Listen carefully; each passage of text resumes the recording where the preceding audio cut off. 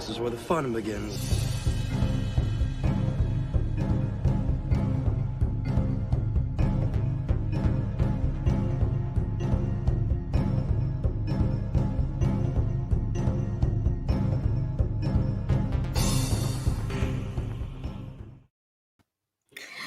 Good morning, and hello everyone. Welcome to Thursday morning coffee chat. And of course, the very first question I like to give is, what is in your mug? What beverage are you enjoying as we begin our morning talk show? I guess you could say this is a talk show. You know, I don't really realize that we have this little talk show that reviews like George Lucas era of Star Wars and even the E within it. And today, my guest is Orange Hat Reviews, and of course you guys know we're talking EU and we're talking about the solos. So hi Orange Hat, how are you doing? I'm doing great, OG. Good to be here. Yes, I'm glad to have you with us. Thank you for having me. Yes. So what are you enjoying in your mug this morning? Well, it's decaf coffee because we don't drink caffeine here, too much of it anyway. And it's lots of sugar and hazelnut creamer. So yeah. Oh, nice. If Stig was here to be like, what are you doing? Hazelnut? That's blasphemy, you know. He had a hard time with flavoring in coffee. Stig is taking on a little vacation here. So he's taking a small little hiatus from, going on YouTube and stuff, which I respect that. You do need to step away sometimes and refresh your mind and, and all that. Because it does, even though we sit here in front of the cameras and, behind the mic and we present whatever topic we're doing, it takes a lot of energy. And when you're not moving as well, even though you're not moving, it takes a lot of energy, but even sitting for a long period of time is bad on your body. Now that's the health nut in me. And so you do need to respectfully take that time away just to regroup. And so I respect that so much. And I think in a week or two, we'll get back to the comics that we're reviewing.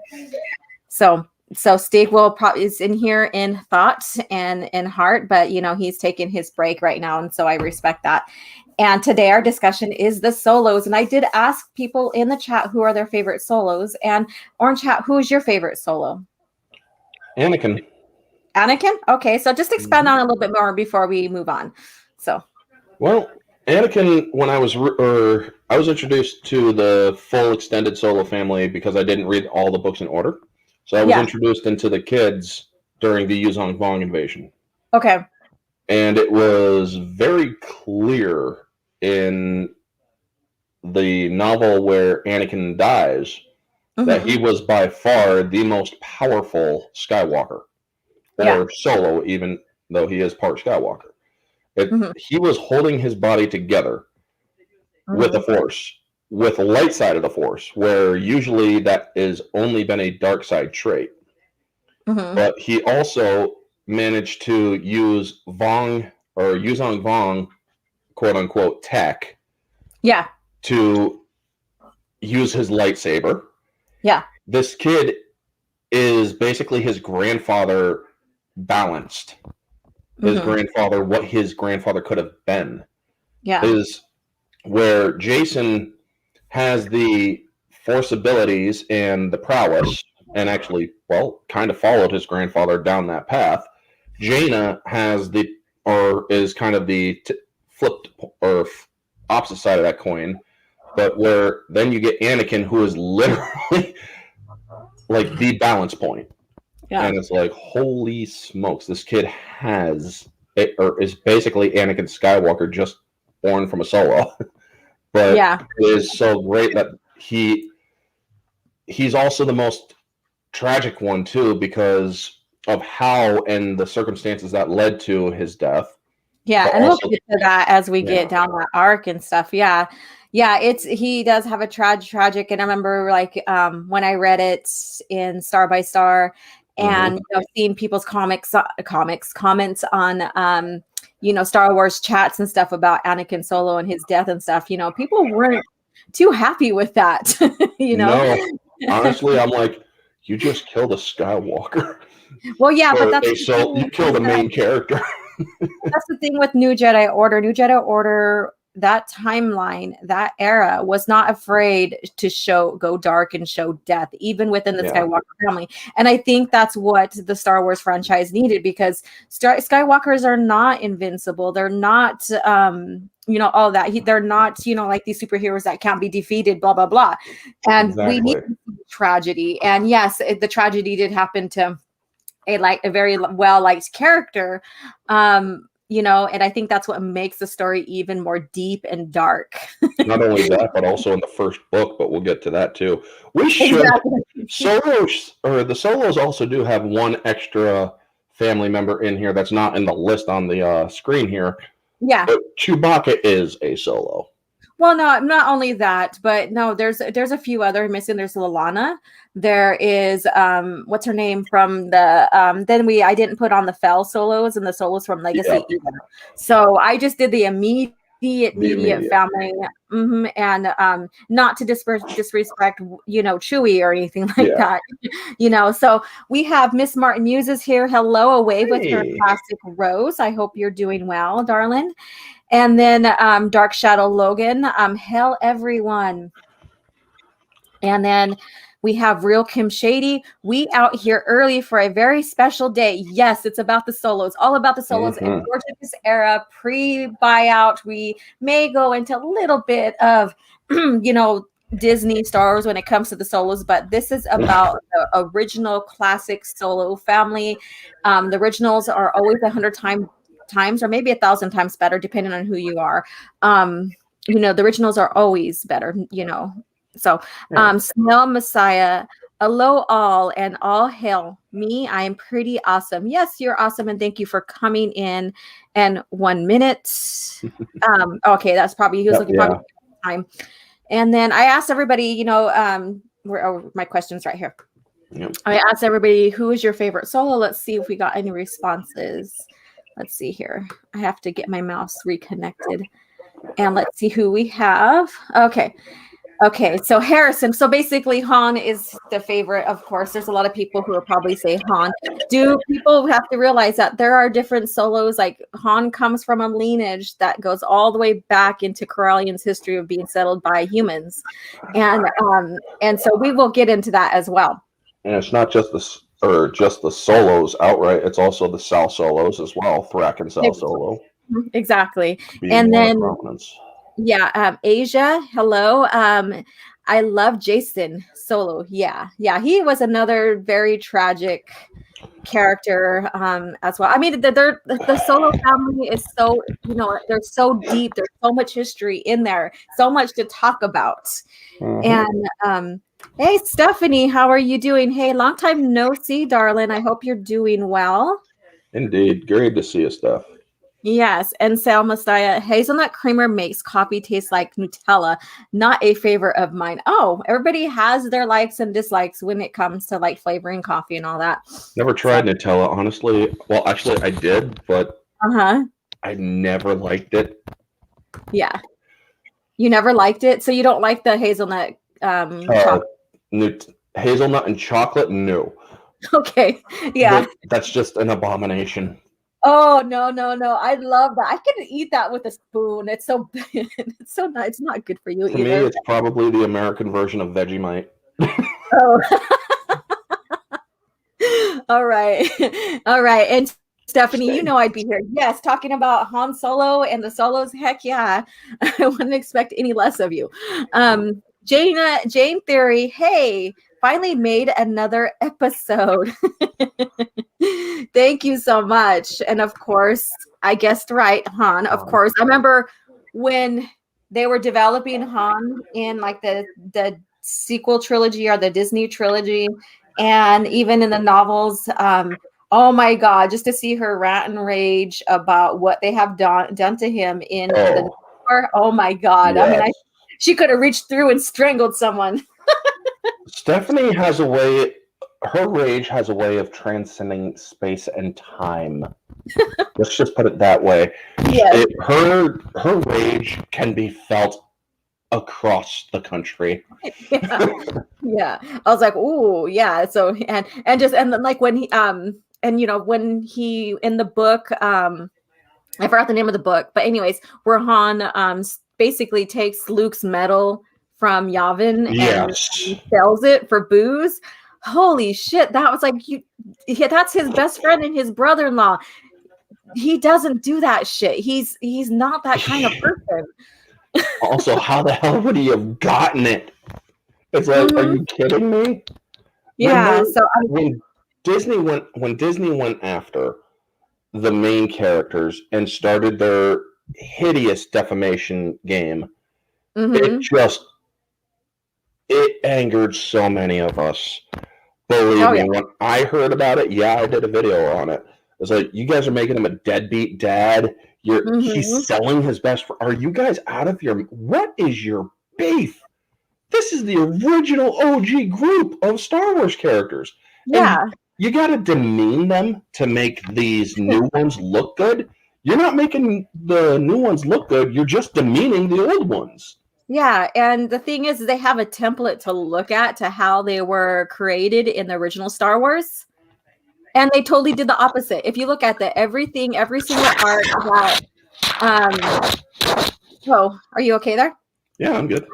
Okay, so every single arc that was created for them in the original lore, like even Leia, she was never a person to be. I mean, yeah, she was staunch. She was in your face when she needed to be and stuff. All right.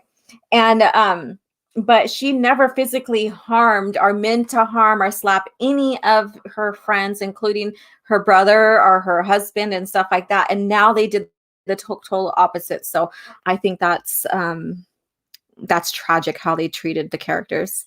Let me see. Vertical Horizons.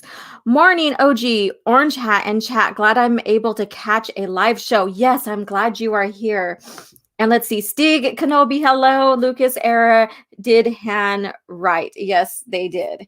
And including his whole family. Vertical Horizon, Jaina would be my pick. Yeah. I love Jaina as well. I'm going to go ahead and change my avatar real quick. Let's see here. All right, so that is an inspired art of me, inspired by through Jaina. So she is one of my favorites as well. It's always hard to really nail down an exact favorite character in Star Wars. I agree with that. I agree with that. It changes all the time, especially if I revisit a series or a trilogy or a standalone. It's like, you have the secondary characters that also have great arcs.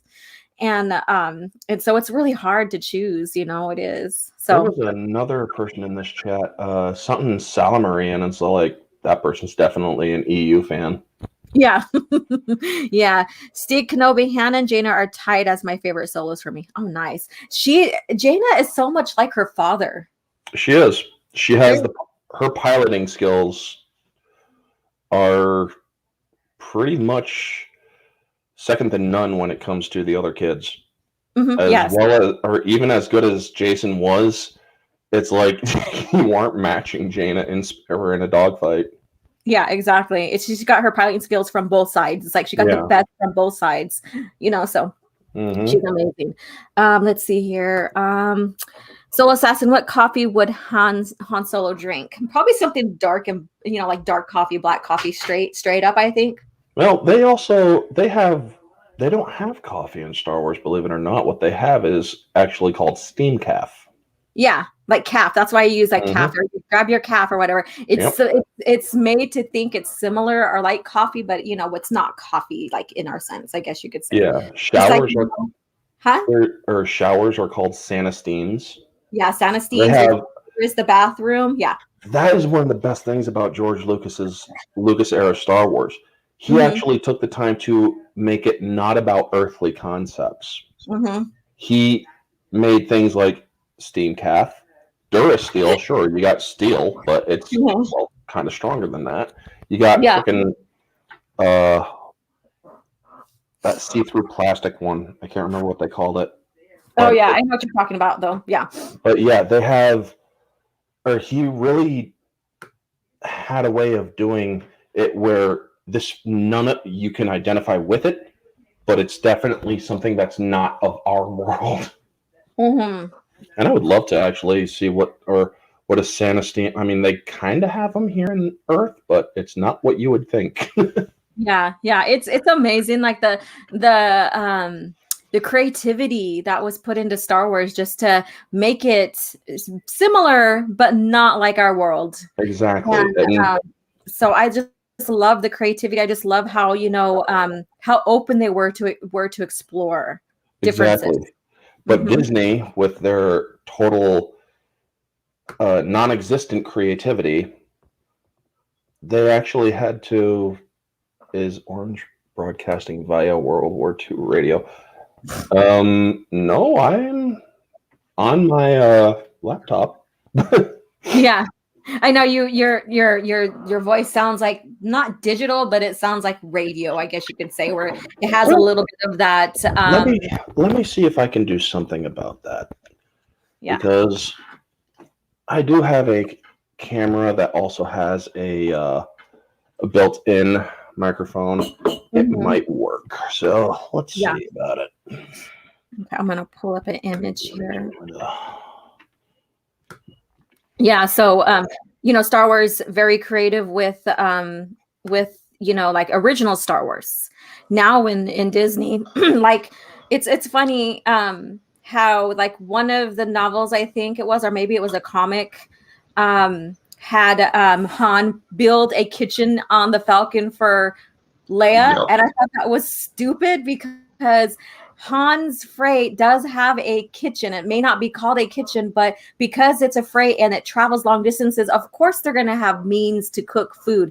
And they did that because there was like some novels where, Leia was, preparing food for, blah, blah, blah, blah, and stuff like that, or even Han and Orlando on the Falcon, it wasn't called a kitchen and stuff like that. So I'm like, so now in Disney Star Wars, the Falcon didn't have a kitchen until they installed one in. That doesn't make sense. They don't do their friggin' homework. It's ridiculous. It really is. Is this better? Yeah, a little bit. I mean, it's not bad. You just sound like you're like a radio host or whatever. It's not a bad thing. It wasn't a bad thing. Well, Let's see here. Okay, let's click. Echo cancellation on, so That's fine. And I'm going to pull up one of my absolute favorite pictures, and I used it for the thumbnail. And then we'll get going with talking about Han and Leia. Mm-hmm. So we'll start with Han because we know a lot about Leia. Maybe some don't know exactly her background as she was growing up. So we'll cover some of that. But let's see here. Let's do this. So here we go. I'm going to make This fun is of Stig in the chat. Okay. That is what do one you of, do now? Oh, Matt Wilkins is not liking that, or is kind of bummed that Stig's not on here with us. Oh, what? Stig is not streaming? Yeah. No, I said in the beginning that he's like on a mini vacation from going on YouTube channels right now, and stuff. So he is in the chat though. How am I to make fun of him in the chat? You can still do it. He'll just be in the chat with you. With himself right now. He's like, I don't know how to handle this. He's not in here. But that scene right there is actually, if I remember correctly, that's a deleted scene. Mm-hmm. Yeah. It was. Yeah, that was when they're on Bispin and they were chatting or whatever. Yeah. Yeah, so I really like this image, so I used it, and with the children there as well. And so Han, we know him. He was born around 29 BBY, battle before Yavin, and of course Corellia. Corellia has is a planet that of humans that whenever you find or learn of a human Corellian, they are friggin' awesome pilot. And like Antilles, Wedge Antilles, Corn Horn. I might be missing, Antilles children, they are all great pilots and stuff. So, Corellia seems to birth a lot of awesome pilots. That's my thing that I've noticed. Corellia, well, before they were part of the Republic, they were their own complete sovereignty. Mm-hmm. And they were known for their ships. Yeah, they were always rogue and independent. Corellia was always rogue and independent in their whole history. They didn't like to conform too much of the rules of the Republic, whether old or new. And we see that in the history as well. And that's why you see a lot of Corellians with their pride in how they carry themselves, because they come from that very essence of that planet, with that lifestyle and way of thinking. They're the Irish of Star Wars. Matt Wilkins, I can't mock Orange Hat Reviews. I don't know him that well. Did be rude. He doesn't know believe what to me. do with himself. Go to Rosetta Allen's channel. If I am ever on there, they roast me a lot. Oh, poor Matt. He's all, curse you, Stig. Now who's going to give the witty and slightly offensive comments on the stream? I could, but it wouldn't be witty. It wouldn't be witty. It wouldn't be a classic Stig that he's I can't do. There's only one Stig, and I can't. I'm not even gonna try being him. Stig, I am Kenobi Wilkins, his salacious crumb. All right, so let's get back to the topic at hand. So we know that Han was, the child of Jonash and Jaina Solo, but there is like when you go down the family lineage all the way back to Bareth Ron Solo, who was the king, the earliest king that brought democracy to Corellia. But when you go down that family line, of course, there's, a lot of events happen to where, the family gets dethroned, I guess you can say. And they also start resorting into smuggling and all of that. So we have this, like, I don't know what to say, this, the downfall in a sense of the Solo family as a ruling family, maybe? Fall from grace, I'd call it. There you go. Yeah, fall from grace. But yeah, so his mom, Jaina Solo, and he didn't learn about his parents until he got a lot older, because he basically was found as a child by Garrus Strike at a spaceport, and he was very, very young. What would you say he would have been, about like 8 or even younger? Like probably 5 or 4, because he doesn't remember. He was definitely single digits. If he can't remember that, or if he can't remember clearly, I would put him around 4 or 5. Yeah, so he was very, very young. And so and it's funny because Garrus Strike, because we will probably never get why he was orphaned in the spaceport. So all it does is allude to is that probably his family was killed and he was left like hidden or whatever, and Garrus found him. And and the reason why I say it, you can allude to that, is that Garrus Strike knows who his family is and kept his identity away from him. Yeah, and another thing is, it's always in some of the circles that I've been with in Star Wars with the EU, there's always been speculation that the Sal Solos were the ones that were kind of behind the disappearance of his parents. But yeah, because they did. Thraken Sal Solo hates Han Solo with a passion. He's the one that wanted to control Centerpoint Station. He's the one that wanted to. He felt that the Solos had it always better than his family. But when they fell from grace and whatnot, the South Solos suddenly had an uptick in notoriety, fame, and all that stuff. They basically, it's like, this just sounds like a very bad family feud that went really dark. Yeah. And when you get into the Han Solo trilogy, when he learns about his family and goes to his aunt and his cousin, he learns that his, like, the twins, which is his father and and his father's sister, I believe, they go missing. And so we won't get that exact expansion as well. So there's a lot of speculations, like you said, in what you shared with theories and stuff. And so now we can only write our own version, because we will never get it. And that's the tragedy of this, is we'll never get an expansion on that, on the Solo family, like even pre-Han or early Han as well. So, yeah. Matt Wilkins is really digging into Stig. I like this OHR guy. He brings a sophistication to the channel that Stig brought down. Oh my god. So I have a variety of people I love to have on the channel, a variety of friends and stuff, including you. So you guys all bring something great to the channel, and thank you. So, but one day I'm gonna have Stig and Matt on together so they can go at it. It'll be like it'll be something a fun digital lightsaber fight. Probably.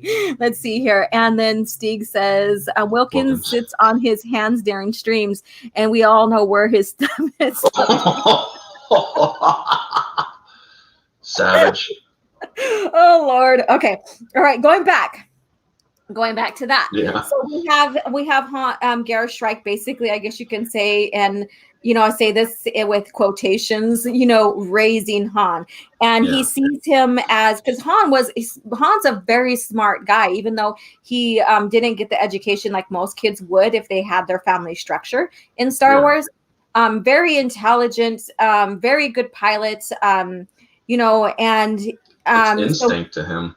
Mm-hmm. When his mechanics and his piloting, it's almost as if he's tapping into the Force. It's just instinctual to him. Yeah, and that's the thing. And I'm not trying to, like zip ahead in the timeline that we're talking about with the solos. But when Jaina marries Fel, they even talk about that. They allude to she alludes to her father having being Force sensitive. So I thought that was interesting, and his luck kind of alludes to that. Well, yeah, a lot of people say it's scoundrel's luck. It's like, but is it? Yeah, because not even, if they say it's scoundrel's luck, but the thing is, it's like, we know that, what's his name? Talon Card, he's also a scoundrel in a sense. He doesn't have that luck. No, he doesn't. Not in the least. But to give myself a small shameless plug, I did a scoundrel versus stream that I do, which was Han Solo versus Atton Rand from KOTOR 2. Okay. Both of them have what's known as scoundrel's luck. Mm-hmm. But as you have pointed out, they don't, or it's not something that's exclusive to smugglers. Yeah. However, Atton was also Force sensitive. Mm-hmm. He was basically that era's Han Solo. Yeah. Except that he was also a Jedi killer and a bunch of other dark things. Yeah, so he was kind of like the Han Solo with some of that brilliance of the scoundrel's luck, but then the opposite of him, since he, was anti-Jedi, whereas Han, he didn't really fully believe in the Force, but then as his relationship expanded with Luke and them, he started, realizing, oh shit, this stuff is real. Stuff is real. I mean, that. And I hate saying this. I really do. I want to go on that record right now. I hate admitting this. That is one thing that episode 7 got accurate. He's like, I didn't believe much of this shit either until I saw him, and it's like, it's true, all of it. Yeah. Yeah. And no, I get it, because, I will sit here and compare and contrast till I go blue in the face and show with between the lores and stuff of Disney versus George's era. And I do give credit where credit is due, but that's very few and far in between. Yes, it really is. It's as if they literally cherry picked their research. And it's like, no, when you dive into research, you better freaking settle in like Gandalf and Minas Tirith, man, because you're in for months of research. Mm-hmm. They have all that shit there. I mean, they do. They have Leland Chi. It's like they just brought him in as a token person to say, oh yeah, we brought someone in from George's company, and so he's going to help us keep things straight. He doesn't do shit. I'm sorry, he doesn't. If he did, the lore wouldn't be screwed up as it is. And I think even one of a quote that I've seen just recently is saying that they're trying to keep everything. I don't know. It's like he was so vague about keeping the lore in Disney Star Wars, to where he was basically saying that, it is that they really don't keep up with it, that they just do what they want to do, kind of deal. And even Matt Martin on Twitter, one of the the specialists in there, even alluded to canon is what you make of it, basically. Of that shit. Well, here's the thing, folks. If Disney canon, or discanon, as we love to call it, is all good and all this stuff, how come they're bringing back Legends? Mm-hmm. How come they're re-releasing titles from Legends? Mm-hmm. Yeah. Makes you wonder, doesn't it? It's like, we really need to get people back. It's like, we're not coming back. We're just happy that you're doing it again. Yeah, we want them to keep reprinting original novels and stuff like that. The only way I myself will go back into or the only way that Disney and them will get back into my good graces is the day that there is no longer a person named Kathleen Kennedy associated with anything Star Wars. But the thing is, and I'm not trying to defend her. A lot of decisions also came from the above her when it came to decanonizing things as well. So, I mean, how much power does she really have other than approving, like movies and, providing the money and stuff like that. And I'm like I said, I'm not trying to, as the head of Lucasfilm and head of creative control. Yes. She is the one that ultimately made and officially signed the death warrant on Legends. Mm-hmm. And the fact that she was right in George Lucas's face, right next to him, and saying, we are going to do our best to honor and respect the characters that you have created in that 2012 interview. It's like, if George Lucas had seen or could go into the future and then come back to that moment, I don't feel like selling to Disney.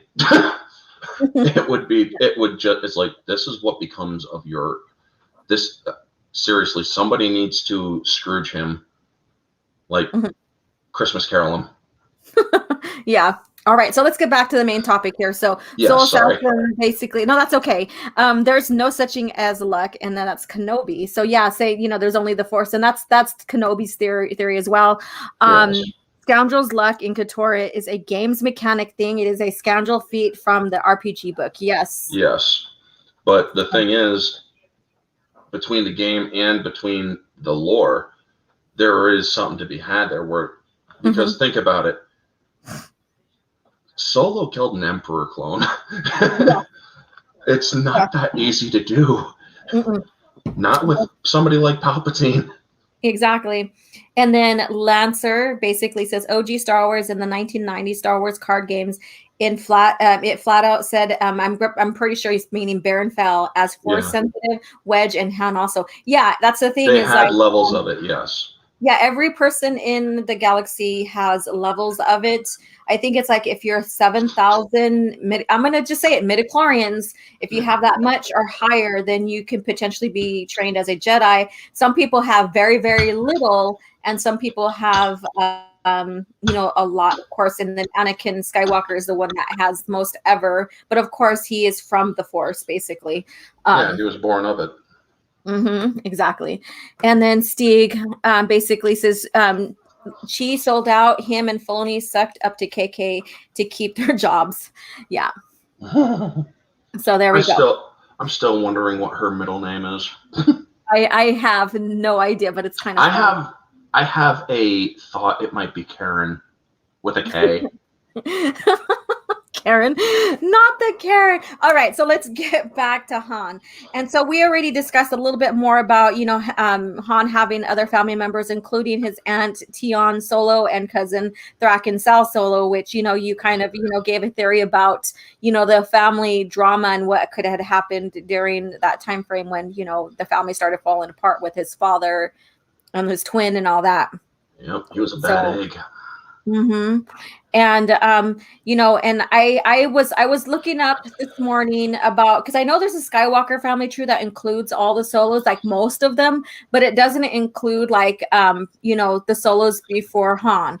And so I was looking for the Solo family tree that would share all the way from Baratheon Solo, the king, way back then, all the way up to maybe Anaya Solo, in Legacy. But there's not one. So I'm thinking that's what I'm going to do is basically later on is make a Solo family tree with that. That would be awesome. Yeah, so we need one. We do. We have the Skywalker just by themselves, and then we have the Solo Skywalker family tree, but it doesn't have all of those solos included. So that would be interesting to do. So basically, we also know that, Gareth Strike, basically raised him, and he became a pod racer. He was also a child thief he would be staged into these well-to-do families, so that they can rob him. So Strike was ruthless, when it came to what he did. He had his whole organization there. So, I mean, yeah, that is a very cliche thing to do. Where you have the kid find a mark, put him in, or get him in there with him, rob him blind. Yeah. Yep. The thing is, with somebody like Solo, that it fits. Mm-hmm. It really does. It really does. And the thing is that he, without, and then his guardian angel was a Wookiee, Dulana, and she was the one that took him under. She seemed great in him, and she took him under, and she made sure he had an education, and that's where he met General Bell Iblis as well. So that was kind of interesting. Yeah, Garm. Yeah. And and she basically protected him. She knew of his family lineage as well, and she even gave her life for him, and that was the start of his compassion towards other species. And then his not realizing and not having a family, that's where his quest to have a family, to have children and give them what he didn't have, that was part of his underlying character arc that expands all the way into when he meets Leia. And that's what Disney Lucasfilm failed to see, that Han wanted something better for himself. He wanted a family. He wanted a family that didn't have to go through what he had gone through. Yeah, he wanted something better. He wanted to provide. He wanted to make, before or even when he met Leia, not necessarily when he met her, but even during small time with her, he never conceived of a family. It was only until she really got taken with him during a little bit before Empire that they started to have feelings. A lot of people say that the feelings came during Empire Strikes Back. There's a little bit of story that actually does, I can't remember what the stories were, but they were the things that were building into what would eventually blossom in Empire Strikes Back. Yeah, that eludes all the way back into Han Solo trilogy. And I'm not really going to discuss like Brian Daley's, that even though AC Crispin did honor that trilogy and stuff like that, and like with characters and bring in some story or and flashbacks from that trilogy and stuff, but I'm particularly staying in Han Solo trilogy for the fact that it ties into like when the Death Star plans were part of the plans were got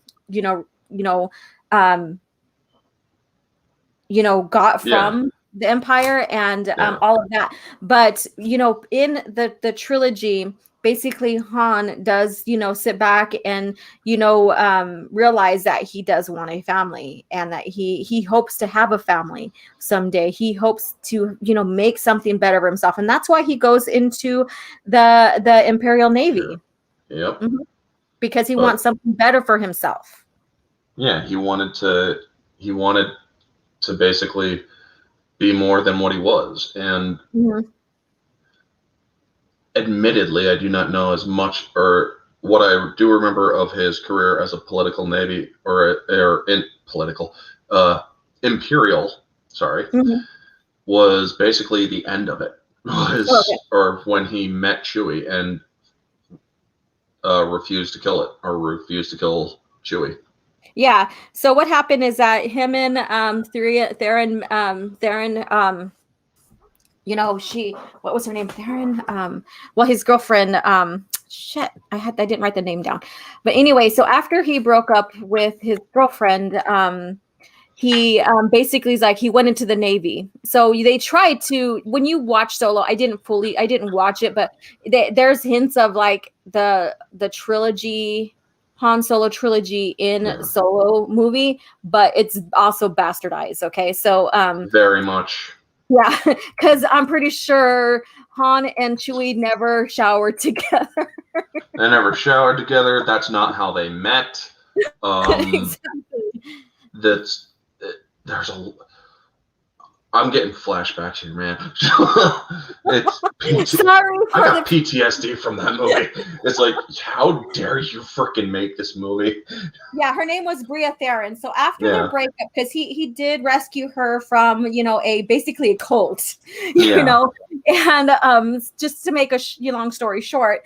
And so after one of their first initial like kind of breakups, I guess, because they were kind of off and on, and many people like I've talked to who really love Han and Leia and stuff really didn't like the fact that he dated before her, but it's just common that, or it just makes sense that he did, as well as like Leia had other interests as well growing up. Yeah, not everybody gets the love at first sight thing, you know? No, they don't, and he didn't, and you know, this is where because of his like relationships before Leia, and we see him in A New Hope and stuff, and how he seems, his demeanor is, it just makes sense in a way to how he reacts to a lot of things. But I would recommend going reading that, as well as Brian Daley's. I would read them back to back, just because they're both fun. They're both fun, and AC Crispin really does honor Brian Daley's trilogy as well. Yeah, so basically, so he gets into the Academy of Kurita, which basically is a piloting school and like a conditioning school for pilots, I guess you can say. And he does graduate at the top of his class, and he is also in there with Sunter Fel, and then Mako Spence basically is from the Daley trilogy as well. So she did, like I said, she did honor, you know, those novels that came before she written, you know, the Han Solo trilogy. And so he did graduate at the top of his class, of course, but he wasn't as educated as a lot of kids would be because of his situation. But because of his piloting skills and because of his quick senses and all of that, you know, he graduated at the top of his class. And in 5 BBY, he was dispatched to aid Commander Nicholas or whatever his name is, and it was to his ship that basically was derelict, and young Wookiees with their pilot Chewie was basically trying to get away and fleeing because they were slaves. Because we knew, you know, the Empire slaved other, you know, especially the Wookiees. If you read Dark Lord, Rise of Darth Vader, we know exactly that's Chewbacca when was in that book too. Mm-hmm. Exactly. And so basically, you know, his commander wanted, you know, Han to, you know, off Chewie. He wouldn't do it. And so Nicholas basically went to go shoot Chewie, and he shot his commander with a stun gun and basically rescued, you know, Chewie and got him out of there. And that's how that life debt became. So. And another thing that does say a lot about who Han Solo is, even at that time. A lot of people love to say that Han Solo is a stone cold killer. It's like, no, he really wasn't all the time. Yeah, exactly. I mean, he could have easily killed his commanding officer. Yes, but exactly. He didn't. He chose to stun him. Mm-hmm. It's like he's not there yet. But yeah, well, he's not. He was never a stone cold killer. No, correct. He was never that. But he could get there if he needed or if he was pushed.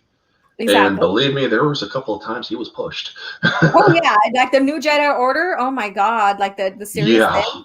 Holy shit! Star by star. Oh my gosh. Mm-hmm. And then even after you know Vector Prime and what happened during that situation, we'll get to that for those who don't know. Yes, we will. That when I read that first book, I'm like, how am I going? If I can't read anymore, but I did. But we're not going to spoil it. Yeah. I always dug the way Han had to fight for Leia in novels. Courtship of Princess Leia, Truce of Akura. Yes. Mm-hmm.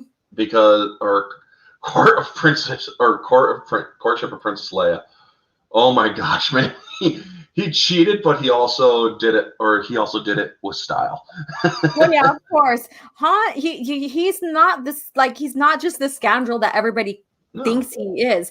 There's a lot of class, and they even tease him when later on in the, like post Return of the Jedi, him becoming respectable. you know, I mean, it's like the one person. They're like, when did you become so respectable? And he's like, don't ever say that to me again. Exactly. But then he started owning it. He's like, well, and then he would get teased because you married the princess. And he's like, well, I got good taste, basically. He owned all this shit, that he got teased for. He owned all of it. So let's go ahead and get back to the subject and stuff. And one thing that is crazy is when it came to the Han Solo trilogy, when he was visiting Alderaan for a smuggling spice kind of deal, and to seek medical aid as well for I think was it Miko Spence? I forgot. But anyways, he was there to get, about smuggling, like spice and to get medical aid and for someone. And when he was getting permission to land, he basically heard the message and seen the message that Bail Organa was, broadcast to all the visitors. And lo and behold, guess who was sitting on his lap? A little 8-year-old, I believe, 7-year-old Leia. Mm-hmm. And I was like, "Ooh, that was brilliant." That was awesome. It's insertion, but it's insertion in a good way, because it's just a clever little tease as to what may come someday, Exactly. And it's like, oh, okay, so and it makes sense in a way. So it's not a shoehorn thing. It makes sense because Leia, and we're going to go ahead and get to her arc here pretty quick. We see Leia. She is like her mom. Her mom of her time was the youngest queen of Naboo, right? And then Leia, she was the youngest senator of the Galactic Empire. Yep, she took that title from what's her name? From Chandrilla, who was also in the original trilogy. I am totally blanking on her name. The redhead. Mon Mothma? Yes. There we go. Okay, because you said Chandrilla, and I was like, okay, Mon Mothma has to be her. Yeah. Yeah. Exactly. And then so we're getting into the movies, and like the Han Solo trilogy, if you haven't read it, Orange Hat, read it. Like the last one, the last installment of the trilogy, the very end basically has Han going to the Mos Eisley Cantina. So there you go. So nice. These are there, so it does go into the movie, just like some novels like for PT go directly into the movie. So everything is well constructed in the EU with the movies. So a little teaser there. And so we have Leia. So basically, we know who her parents were. Padme and Anakin Skywalker. She was born on Polis Massa at 19 BBY. So basically, they're about 10 years apart, give or take some years for Han, Yep. And so, he's the older man. That's her old man. And, she was adopted by Queen Bria and Bail Organa. And again, like I said, she was like her mom, the youngest, in politics, in the arena of politics that they put themselves into.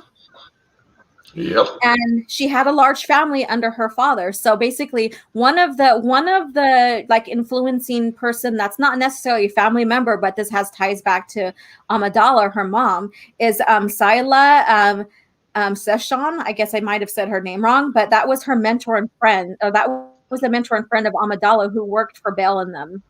And then we have Briha's sister, Dira, and then Bail's sisters, Tia, Rouge, and Sally. So I love that. Tia, Rouge, very nice, or very not common names, and then Sally. Yeah, Sally, Celly, Sally. So and so basically, so Sally spelled differently. We know that Star Wars is unique with their spelling of their names sometimes. Oh, very much. That's another thing that goes to what I was saying earlier. He would never, or the only reason why Luke was so, Luke was because, how would you spell Luke differently? Yeah, exactly. Oh, where did my stream go? I think I lost it. Oh, no, I didn't. No, okay. Okay, so no, my screen just flipped or whatever. Yeah. So basically, she really didn't care for her. Well, she loved her aunts, but basically they always doted on her, and they were always grooming her because she is, of course, the heir to the Organa house, and but she hated it. She was always a tomboy. She was a lot like her father. She had the same demeanor as Anakin, whereas her brother Luke, of course, we know her twin Luke. He had the demeanor of his mom. Yes, so I thought that was interesting. There have actually been some people who have theorized what would have happened if they had been switched. Mm-hmm. And I'm like, if Luke was on Alderaan, well, he would have been killed if they put him in the Senate. Mm-hmm. Because immediately unlike Leia or Luke, couldn't hide his Force sensitivity. Yeah. Not as well as Leia. Leia could bury that deep down. Luke only learned that during the Yuuzhan Vong War from Bergir. Yeah. Where Leia instinctually did it. Which is no easy feat because even Jedi of the Old Republic had a hard time doing that. Yeah. So like even Vader, and I think this is this goes into like not having a full developed story when A New Hope came out, which direction he wanted to take the big three. But when you look into the lore, she was able to hide her Force her Force abilities and who she is. I mean, she even overcame the droid. Mind probe. Mm-hmm. And so she was able. There was things that she was able to do, and I guess you could say an instinctive, protective mechanism. I guess you can say. In a sense, yes, because there was also a moment in her life where the Emperor and Vader both met her face to face, and they're like, "Oh, this is a nice one. We look forward to having you in the Senate." And they sensed nothing from her. That should have tipped off Palpatine, honestly. It's like, why am I not sensing anything from this child? Yeah. That should have worried him. But it didn't. He honestly thought nothing of it because, honestly, he thought Padme was still dead. He thought that Padme had died while pregnant because of the brilliance of Yoda, Luke, and or Yoda, Kenobi, and Bail. She needs to look like she was still pregnant. Yeah, that exactly. She, as far as the galaxy is concerned, she never had her kids. Or her child. Yeah, her child, because it wasn't even, like there was only a sense of one, so exactly. And what I found, interesting is like part of Leia's history in the Senate is that she even served with Pooja Naberi, but basically was her cousin, and she didn't know that until years later. But that's very interesting how she got to serve with some of her family who, her family on her mom's side were very political. And so she got to serve besides a family member, and that's like I was like really stunned when I first read about that. I'm like, oh my god, that's pretty crazy. And then another influencing friend was Winter Retrek, and that was her best friend and companion. And we do see her basically being a caretaker and a very very influential person within the Solo family. Winter, wasn't she shoot, I remember her later in the books too. Yeah, she basically helped raise the kids. She was a spy. She was a person that basically she had a memory like no other. That's right. She was the perfect recall. And she also did look after the Solo twins, if I remember correctly, too. Yeah. And she even protected and stayed with Anakin when they had to hide him from Palpatine. The clone of Palpatine. Let me restate that. The clone of Palpatine. Yeah, because not Palpatine himself. There's a lot of debate about if that was really him, and they even debate that in the lore if it was really him or not. Yeah, because here's the thing: a lot of people have already stated you can't clone a Force sensitive. Well, actually, it turns out Palpatine did kind of perfect that. The only thing he never did perfect was, well, essence transfer, because it's if Palpatine had gone up against any true Force sensitive, which he did when he tried to possess Anakin, he lost because he was only jumping into empty shells. And it's because of how dark his spirit was that those bodies degraded so quickly. Also, the cloning was imperfect. But back to Leia. Yeah, exactly. We're still at Leia. Yeah, we're still at Leia. And, you know, of course, we get her history. You know, she did get introduced to, well, the first basically I guess you could say introduction to Vader was when in Darth Vader, the Rise of Dark, Dark Lord, Rise of Darth Vader. Yeah. He wanted to meet them. He goes to retrieve a senator, and you know, Bell basically freaks out. He's like, what if he can sense this is his daughter? You know, what if, you know, I will give, you know, I'll give the senator, I'll sacrifice that senator to him in order to keep her away from Vader. I will give my life to protect her and my wife and blah, blah, blah. You know, so he has all of that running through his head. And, you know, it didn't turn out that he got, you know, he never got to meet or see Briha and, you know, baby Leia. But, at the time, you know, but he did have interest. He's like, Vader's like, I can't wait to meet your wife and your child. Yeah, maybe next time. I very much look forward to meeting him.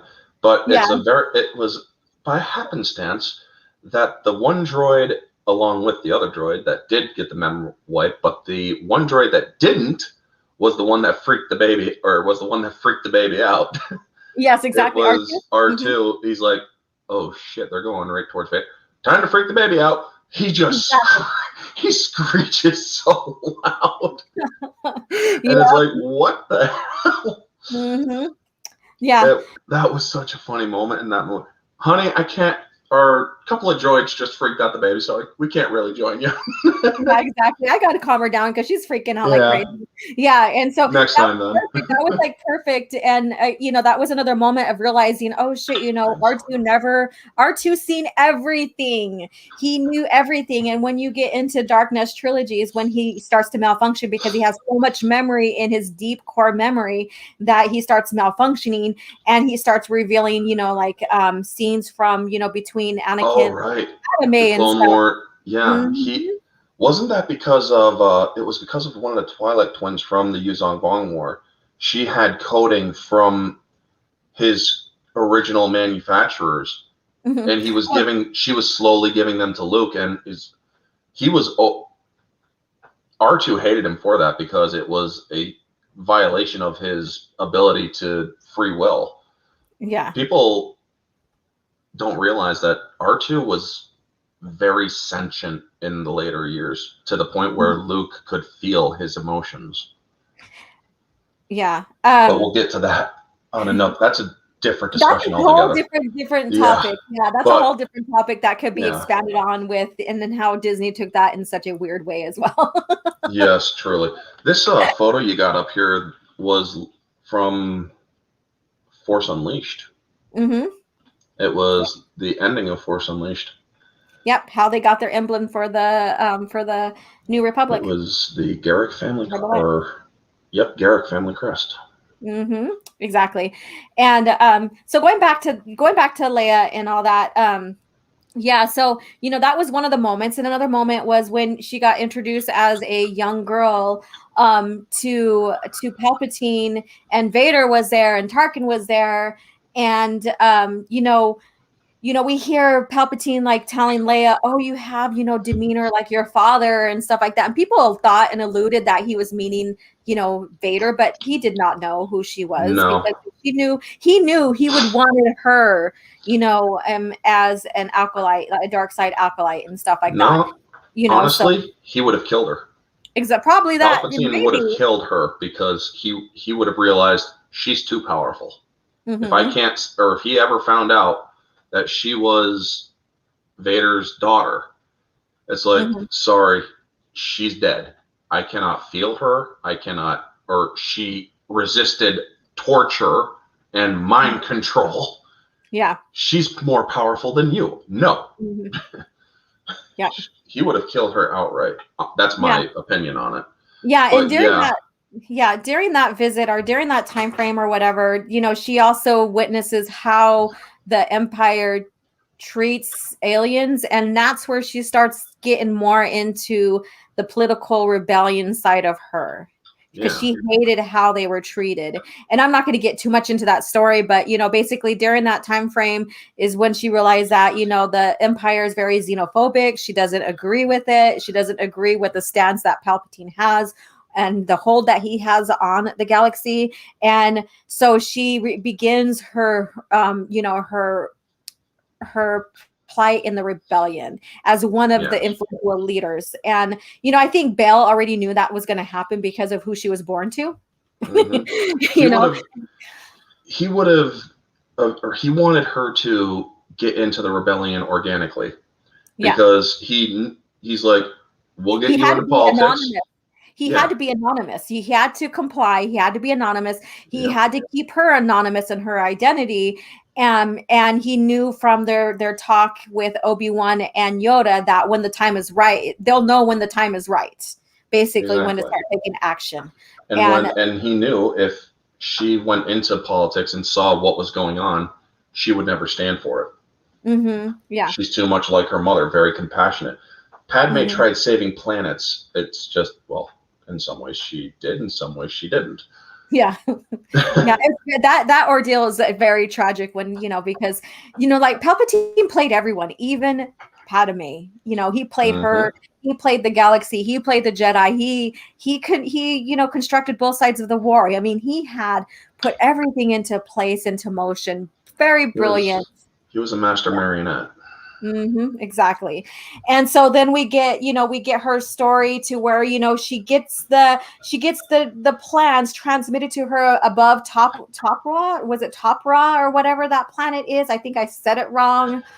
And that's there was various plans, because the Empire didn't keep all the Death Star plans in one facility. No. And they were smart to break up the plans. Yep, they only kept a fraction of them on the Death Star itself. But if memory serves, they were all sent to one place and then sent off of that place, which was Polis Massa. Because I do believe that Polis Massa was used as a rebel or rebellion base. Yeah. Which is also in the game Battlefront 2, because that was one of the 501st's main targeting areas to find the plans. Yeah. And so there was many architects on stealing the Death Star plans, including, Jan Ors and Kyle Katarn. Then we have Bria Theron is another one. And she was basically one of the founders of the rebellion out of Corellia, where they had the Treaty of Corellia. Not trying to get too much into that era, that area, but basically there was a lot. The rebellion or the Rebel Alliance basically was, different systems coming together. So different rebellions who, raged against the Empire all coming together. And, so there was a lot of different structures, different species, different ideals coming together for one common cause. Because, Corellia basically was more or less, we don't want to follow the rules, but we will join you so that we don't get, overthrown by the Empire as well. Corellia was always thumbing their nose at the Empire, and if the Death Star was ever fully operational beyond Episode 4, well, Corellia wouldn't be, I think it was 5 brothers they called it. It would then be 4. Yeah. Because there's no doubt that Palpatine would have destroyed Corellia. Yeah. So now we're getting into the OT part of the lore with the solos. We're not particularly to the kids yet. What was your favorite OT movie? Mine was Empire Strikes Back. Okay. Because from my 3 different points of view, one, because that I do the 3-tier reviews. Objectively, it is the best film. Subjectively, it's the most enjoyable film because it has the best fight in it. And third was, it just kept you engaged. It really did. Nice. I mean, you got a little Muppet here. You got the old man coming back from the dead. You got Luke doing flips. You got Leia with some weird hairstyles. And I like her for the hairstyles. No, well, that was the actual thing when I was a youngster. When I was 2 years old and watching these movies, her hair just looked so weird. It wasn't the buns from the first movie, because I did watch them in order. It was her hair from the second. I'm like, that is weird. Yeah, I mean, go ahead. Sorry. The one thought, this is no joke, the one thought, because before I watched those movies, I had watched a Western. The one thought that came to mind when I saw her hairstyle on Bespin at 2 years old, horse. Yeah. Horse. Because the straps that you control the horse with. It's like, horse. And my dad's like, no, that's Leia. I'm oh like, my God, you compared that to the horse. Oh, the rain. I said that out loud. Yeah. I said it out loud. I'm like, horse. And he's like, no, that's Leia. Yeah. I'm like, I could get a guy, like a young kid, especially a young boy, would probably do that. Whereas I'm as a young girl, I'm like, oh, I love her hairstyle. I want something like that. So I get it, but I love Cavatinho's pun here. Leia organically became a rebel. there you go. Yeah. Hey, Stig, if you're still here, rate that pun. Exactly. Let's see here. And we have Darth Haster. The hair was really out there. Yeah. I loved all of the hairstyles from Leia, and that we see in the OT, and it also inspired a lot of costuming and hair designs for her mom as well. Yes. In the PT. So I love that.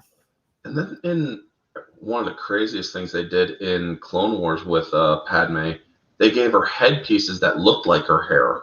I'm like, what? Why couldn't they just be her elegant hair?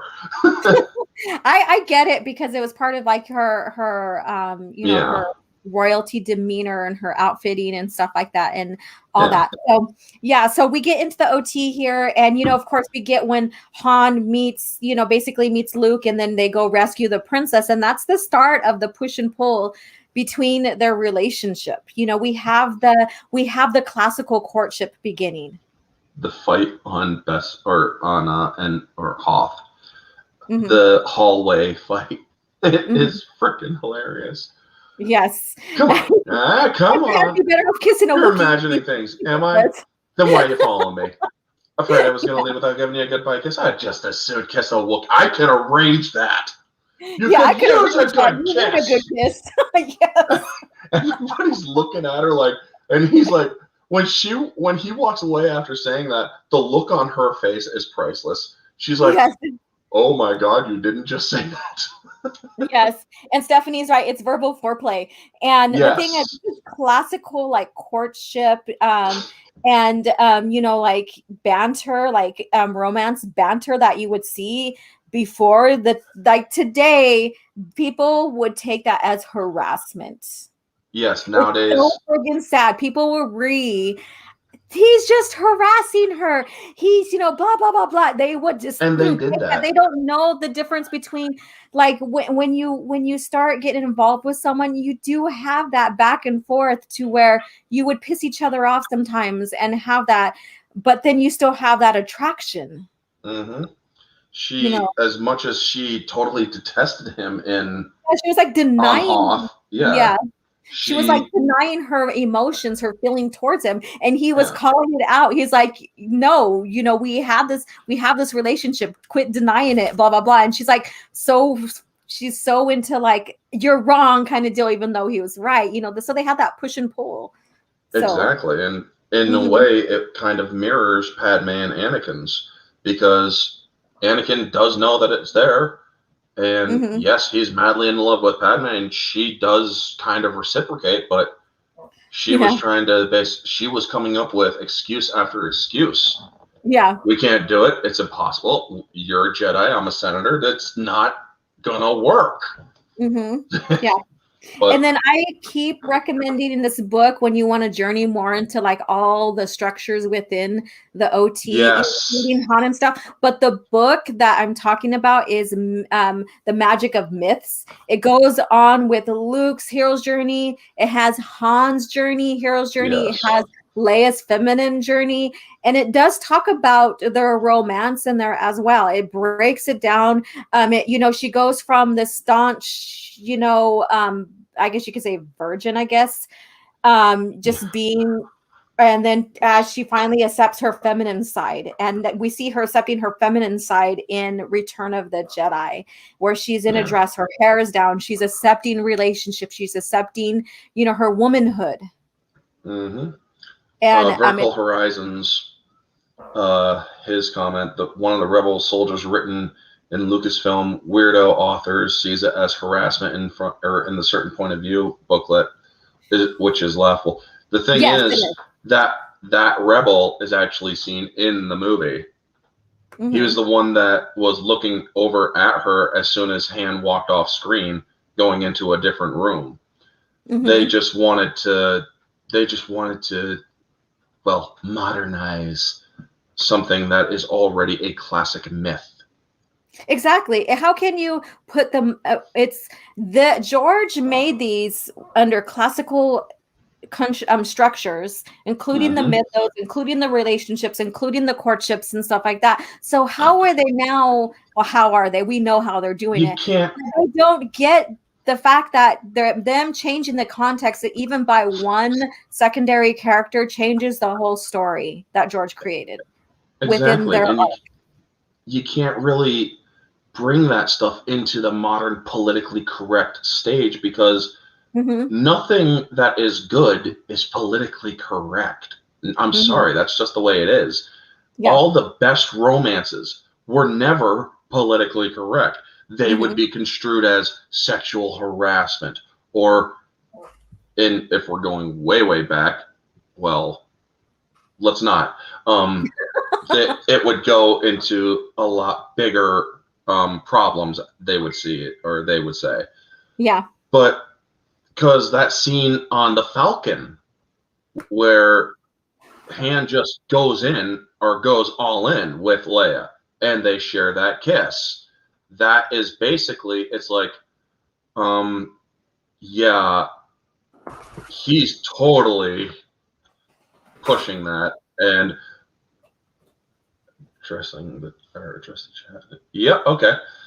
But yeah, it's just, that was the one big problem. He pushes between them. Yeah, the guy, that's the one, yeah. The guy's a very insecure homosexual in that crappy book. Well, that is one way of putting it. So wait, that was the guy? Because I could have sworn I got Elvis vibes off of that dude. When I was a kid, I always said he looked like Elvis. They just wanted, because his hair did kind of have like a little pompadour in the front. Yeah. They just wanted to rubber stamp their input on ideas of George's. Yes, indeed. And thank you for plug-in channel, Soul Assassin. I do appreciate it. He's an awesome mod of mine, and I appreciate him so much. I thank you so much. So, all right, so let's move on towards, because we want to get to the kids. The kids get more deeper. We want to get into their courtship and stuff. So we know exactly what happens with the movies. Eventually, they realize that their love for each other, and we see that in Return of the Jedi. Their arc is complete, and then so we get into one thing, quick review of Truce of Bakura scene or whatever. Han, and this also goes into Tatooine Ghost. Han has a lot of points that hit home for her. He makes a lot of common sense points for her when it comes to her lineage, and help her overcome her hatred towards her father. And that's even in Truce at Bakura, because Anakin does come to her as a Force ghost. And mind you, Anakin's like, I can't return. So we know in the lore, Force ghosts are not always able to show themselves at will. And they have a limited time. Exactly. And that's even with Obi-Wan. We get that in the Thrawn trilogy. Yep. And she's his like, you go away. She told her father, go away. She goes, I can forgive you for everything except for torturing Han. And that's where she shows her true love for Han right there as well. And that was very compelling. And then fast forward all the way to, and I'm skipping over, I'm skipping over courtship, but pass over to, the tattooing ghost when she discovers what her father did to try to save her grandmother and stuff. And Han really, she discovers a lot about her lineage on that. That's another excellent book to go read. But, Han basically, she's trying to make amends with herself, with her lineage, with her father still. And she doesn't want to have kids because of that, because she's afraid that she's going to get more Vaders, and we know exactly what happens with one of her kids, but we'll get later to that. On, yeah. Mm-hmm. And but what he tells her is like, he basically says, do you think Anakin, your father, could have got to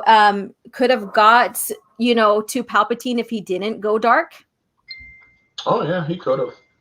He would have beaten Palpatine.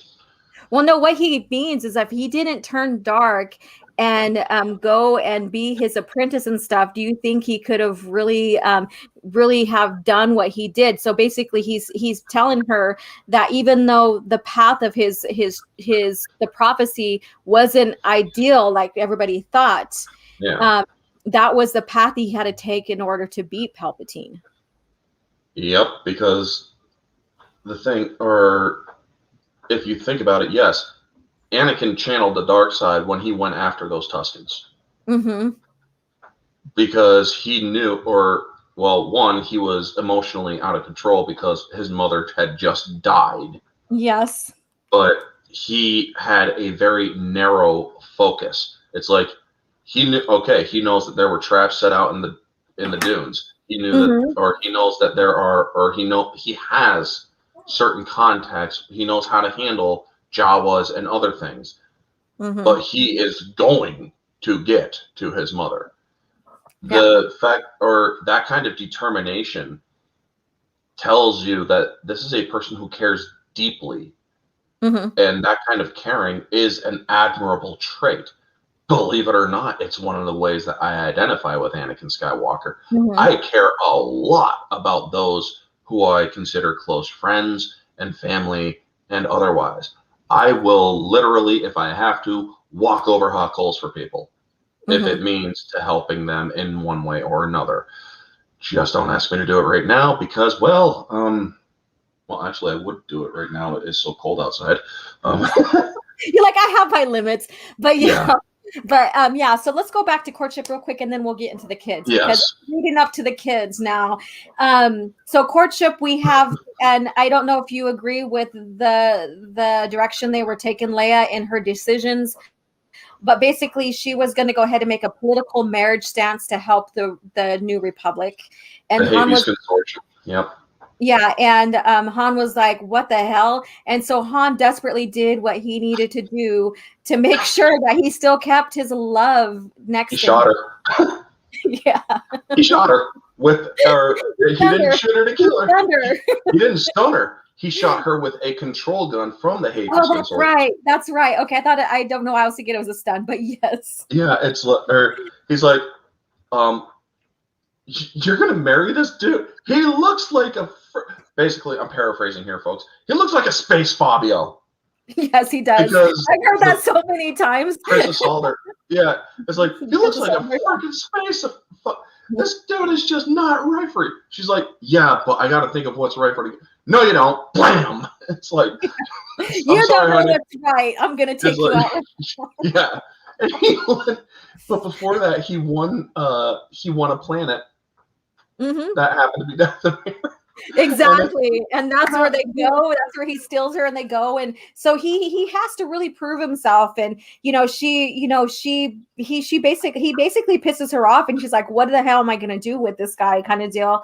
And eventually, he does win out in the end. And we do have, C-3PO who basically was like, revealed of, Han's lineage, and stuff. But he doesn't really want them to know, because he's like, that's not who I think I am. That's not who I am. Or, he was a very humble, modest guy. Han Solo, or as much as he never really liked 3PO, or because of his chattiness, he did basically tell C-3PO, was like, as much as I do appreciate your knowledge, shut your damn mouth. Yeah. That's basically how it's like, dude, I know where I come from. I'm not wanting a lot of people to know that, because it would create a lot of shit. Yeah. So Kevin Tino Che, basically, and everybody's making fun of Space Fabio right now, but Space Fabio versus Scruffy looking nerf herder. Hey, it's nerf or nothing, baby. Nerf or nothing. Have you seen that? There's another hashtag you should put on Twitter, nerf or nothing. And those who are in the chat today and coffee chat will know what you're talking about. Nerf he won Dathomir. And it's like the one planet that still has an Imperial Superstar Destroyer hovering over it at all times. Because that's how much Palpatine feared that planet. Exactly. So and everybody's like, well, Palpatine went to that planet. It's like, yeah, Palpatine went to that planet in the Discan, sure. If he went, or he completely locked that planet off after he got Maul, of course, because he realized that there were some very powerful people there that wielded the Force in a very dangerous way. Yeah. All right, so let's go to Tatooine. Well, we're going to just skim over Tatooine because we already talked about that. But basically, after Leia, made peace with her lineage and her father, learned about her grandmother, about like how much a hero young Annie was. She basically, decided in the spare moment when they're fleeing the planet, from what's his name? Pelion. Basically, you would so it's Pelion, so you would think that maybe it's Thrawn, but Thrawn's not mentioned in that, but Thrawn does come to light right after. Yeah, it was Pelion, because Pelion was still very much in the Empire, or he was still very much pro-Empire at that particular time. Yeah, and he was on the Chimera, they were chasing, and so she says, why do you want to have kids, and stuff like that. So she has her breakthrough. They decide to have kids, and we get into the Thrawn trilogy era where we know that she's pregnant with twins. So we'll start talking about Jaina and Jason now. And we will just kind of skim over, her pregnancy with them in the trilogy and all the other stuff. And let's just get into. I do want to touch on it just a little bit. Okay, go ahead then. So go ahead. Because the Thrawn trilogy does show where she's fully embracing, because at this time she has a lightsaber. At this time, she also is learning to use the Force from Luke, where she's also then learns from the Nogri, who went after her to assassinate her. They're like, oh, when they completely went full Chewbacca on her, one thing about the Nogri is that they have, for those who don't know, they have life that's similar but also greater than Wookiees, where one Wookiee will pledge unless they have their full family do it. When it comes to the Nogri, it's not just the family, it's not just a single, it's the species. They go full, or the second they found out who she was, all of them completely said, screw the Empire, she is the one we serve. And one of my favorite parts in that was she needed to convince them that she needed to go. And so she uses the Force to take her lightsaber and just carve up the stairs. And it's like, you're going to turn away the daughter of Lord Vader. And they're like, yeah, we're going to listen to you. It was one of my favorite moments. And she realized, even when she was pregnant, when she flew through, or they were going by way of Endor, she literally flew, or her ship went straight through the very position that the Emperor had died. Yeah. And sent out his last call to Mara. because she felt a mass of dark side energy there, but and she couldn't understand it. And then she called Luke, and she's like, "What the hell is going on in Endor?" He's like, "What you do?" I just flew by it, and she's like, "Oh." Well, she faded. It passed it. The energy made faded. her pop out. Yeah, and everybody's like, "Oh my God, it's the babies already. Babies are fine. What the hell happened to me?" Yeah.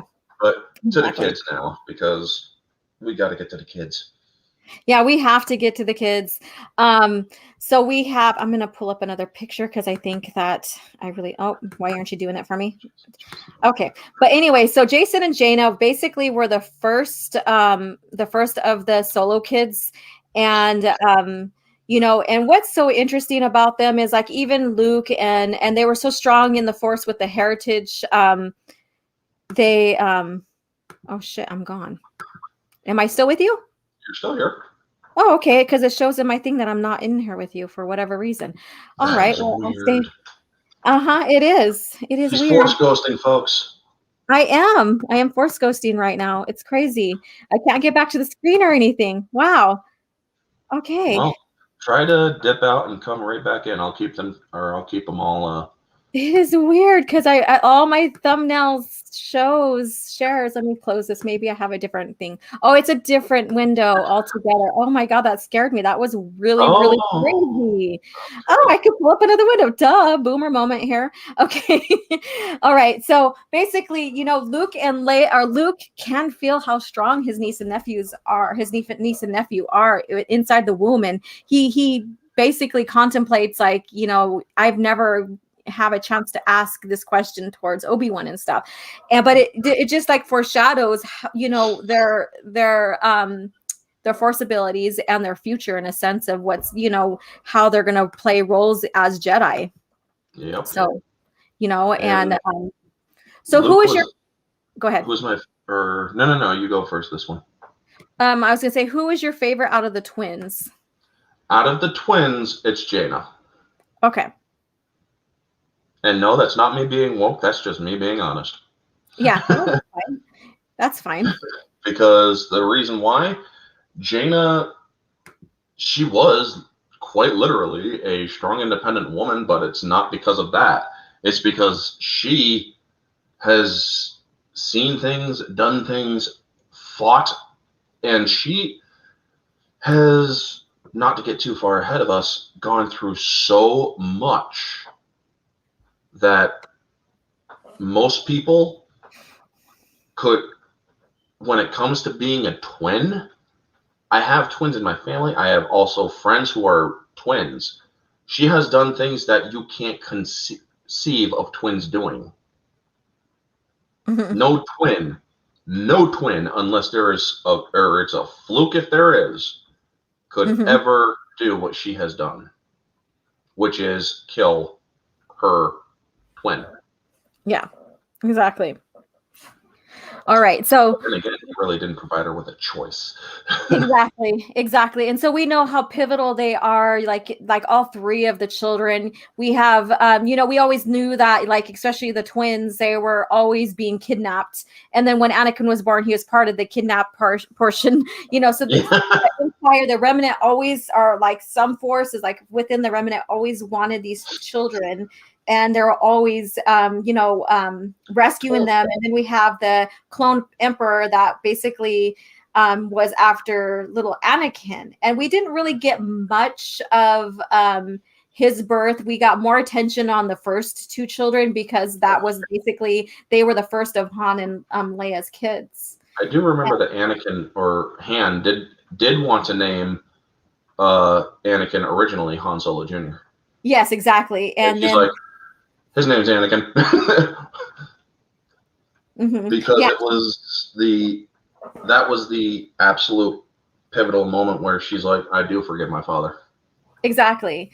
Her first part of forgiveness of her lineage and being fearful of like the dark side and all this stuff, was in Tatooine where they decided to have kids, and then her full forgiveness and her wanting to honor her father and show the galaxy that the name Anakin associated with her father can be good.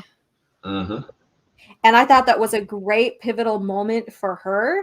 Luke has always, you know, seen the good in his father. That has always been in his character until you get into the Disney. And that's another story for another time, because he basically turned his back on even the Jedi way, which doesn't make sense. He is the literal embodiment of hope. Mm-hmm. Disney Exactly. wants to kill hope, so we're not going to go there. Yeah, exactly. And you know, he even blamed the Jedi, the prequel trilogy, the old Jedi Order, for his father's fall, or the coming of Vader, which in a sense not really, because there was a lot more to it than just the Jedi. And it was basically Palpatine that basically made everybody a victim to him. The second Palpatine sensed that kid, Mm-hmm. even his own master wanted that kid dead. Mm-hmm. Plagueis wanted Anakin dead, where Palpatine's like, what? Or Plagueis feared him because Plagueis was manipulating the Force and midichlorians, and the Force fought back with the birth of Anakin. Yeah, so and Plagueis saw that. Right, in a sense, because he's like, no, because he's going to destroy us. And Palpatine's like, well, what if we can turn him? Yeah. It's like, do you not realize what a great asset the Force has just given us? Yeah. We can take its greatest weapon and render it on our side. And that didn't go very well. That didn't go smoothly. You know, it took a while, but it did go smoothly. Yeah. But yeah, with the birth of Jason and Jaina and Anakin, it wasn't, or that was literally a quote unquote virgins in the Force. They're virginses, just like their grandfather, because they are not only gifted with incredible potential, their birth literally cried out through the Force and attracted ancient Sith lords. Mm-hmm. Didn't they get kidnapped and by zealots of Exar Kun, if I'm remembering correctly? I believe so. Oh, my cat's playing with something. And it was the twins who kind of banished Exar Kun, who was no weakling, folks. Exar Kun was he basically put Luke in a coma. Yeah. The son of the chosen one, who was basically, you know, Anakin at his prime during that time. As strong as as strong as Luke and Anakin are, the ancient Sith and the ancient Jedi, they dwarf them. They were a lot more powerful. That was a time, the Old Republic years, like the Gain years and the Revan years, Revan versus Anakin Skywalker, Revan would win. Yeah. His midichlorian count was pretty much double of what Anakin's was, and not to mention he was also a living embodiment of balance. Who, Revan? Revan, yeah. I would still, that would be an interesting debate. I think you should have that debate. Okay, because I did. Okay. It was Revan versus Vader. Okay. All right. Yeah. Because that's very interesting that you say that, because there'll be people like that would not agree with you on that. True, but here's the thing. I'm also looking at it from a lot of different angles. Now, yes, in my versus stream, Vader did win out. He actually did win out because potentially he is also born of the Force, but where Revan may have had living parents, or two living parents, he still was no slouch in the Force. This man mastered both light and dark. Can the same be said about Anakin? And that's another debate. So we'll but back to the other Anakin. Back to the kids and stuff, and back So Jaina, Jason, and Anakin. So we get into the new Jedi Order. You know, there's a lot of things that happen, like even the Corellian trilogies, where they, you know, basically have center points, and Anakin implants himself into by his fingerprints is implanted, or himself is implanted. He put his biometrics into center point, so only he could fire it. Exactly. Because he realized the danger of it. It's like, this thing is or one person's like, this thing is a Death Star. It's like, no, this thing is a supersized lightsaber. Yeah. And after it was first shot, never again would it be shot again until Thraken Solo pulled his crap. But exactly. One thing I always did like about Jason Solo, he was the Joker. He had the corniest jokes. Mm-hmm. Oh yeah. I can't remember them off the top of my head. That's the tragedy of him turning to the into dark side. Darth Caedus, and that's the tragedy of him and his sister's fight. Yep. That's the tragedy, because he loved animals and stuff. He was very kind-hearted and stuff like that. And with his torture from that came from Vizier and the Vong. Yeah, the embrace of pain. Mm-hmm. That's what basically started changing him. And also Vergeer was grooming him. No, yeah, that's what I'm saying. That the torture, grooming, all of that. Yeah. And the way, he was literally one of the most innocent characters until that time. But he also was one of the more powerful characters. This is a character because this is what Jason did in the Yuzong Vong War. He went up against I believe it was either their military leader, the military leader, because the Vong had the military leader, their great leader, and then the one pulling the string behind the scenes. Yeah. Their military leader, no slouch. Also, we know that you couldn't really use the Force against them that effectively. Well, Jason literally pulls a Star Killer and creates a Force maelstrom on a tower that launches that guy out of it. Yeah. Isn't that when he's saving his mom? Yeah, it was balanced. Yeah, that was so tragic. Okay, so I'm going to go ahead and expand on that a little bit more, because in that novel, Leia and Jaina, basically there's this push and pull between them, because Jaina's like, you weren't the greatest mother of all, kind of, attitude towards her. Basically we have that going on because, but realizing she's almost going to lose her mom, and the Emphy staff basically bites Leia, and she starts, hemorrhaging blood out of her leg. So it hits a main artery, and they're realizing that they're getting ready to lose their mom. And that's where Jason basically calls it, becomes, I guess you could say, one with the Force. And still maintaining. And that was balance point, wasn't it? Wasn't that balance point? That was balance point. Mm-hmm. Yeah. He's like, enough of this. And he just launches everything and everyone except for those who mattered to him. Mm-hmm. He literally, not only did he create a maelstrom or a Force maelstrom, he created a barrier around those who mattered to him and totally protected them against all the damage in that room. That like harkens on his grandfather, because his grandfather wanted to protect everyone. He wanted to make sure everybody survived, everybody was protected and stuff. And so that goes back into like his grandfather's ideology. Yeah. So. And Anakin also wanted to continue learning the Force, where his grandson Jason literally got to do it. He went on a 5-year sabbatical after the Vong War to learn so many different techniques. Yeah. Force walking, it's not the size of the lightsaber. Well, I don't think anyone would want to use that lightsaber. It wiped out half of the Vong fleet. Yeah, including some of the Hape fleet too. Hape's consortium, yeah. And the thing is, the Vong are like, I like it.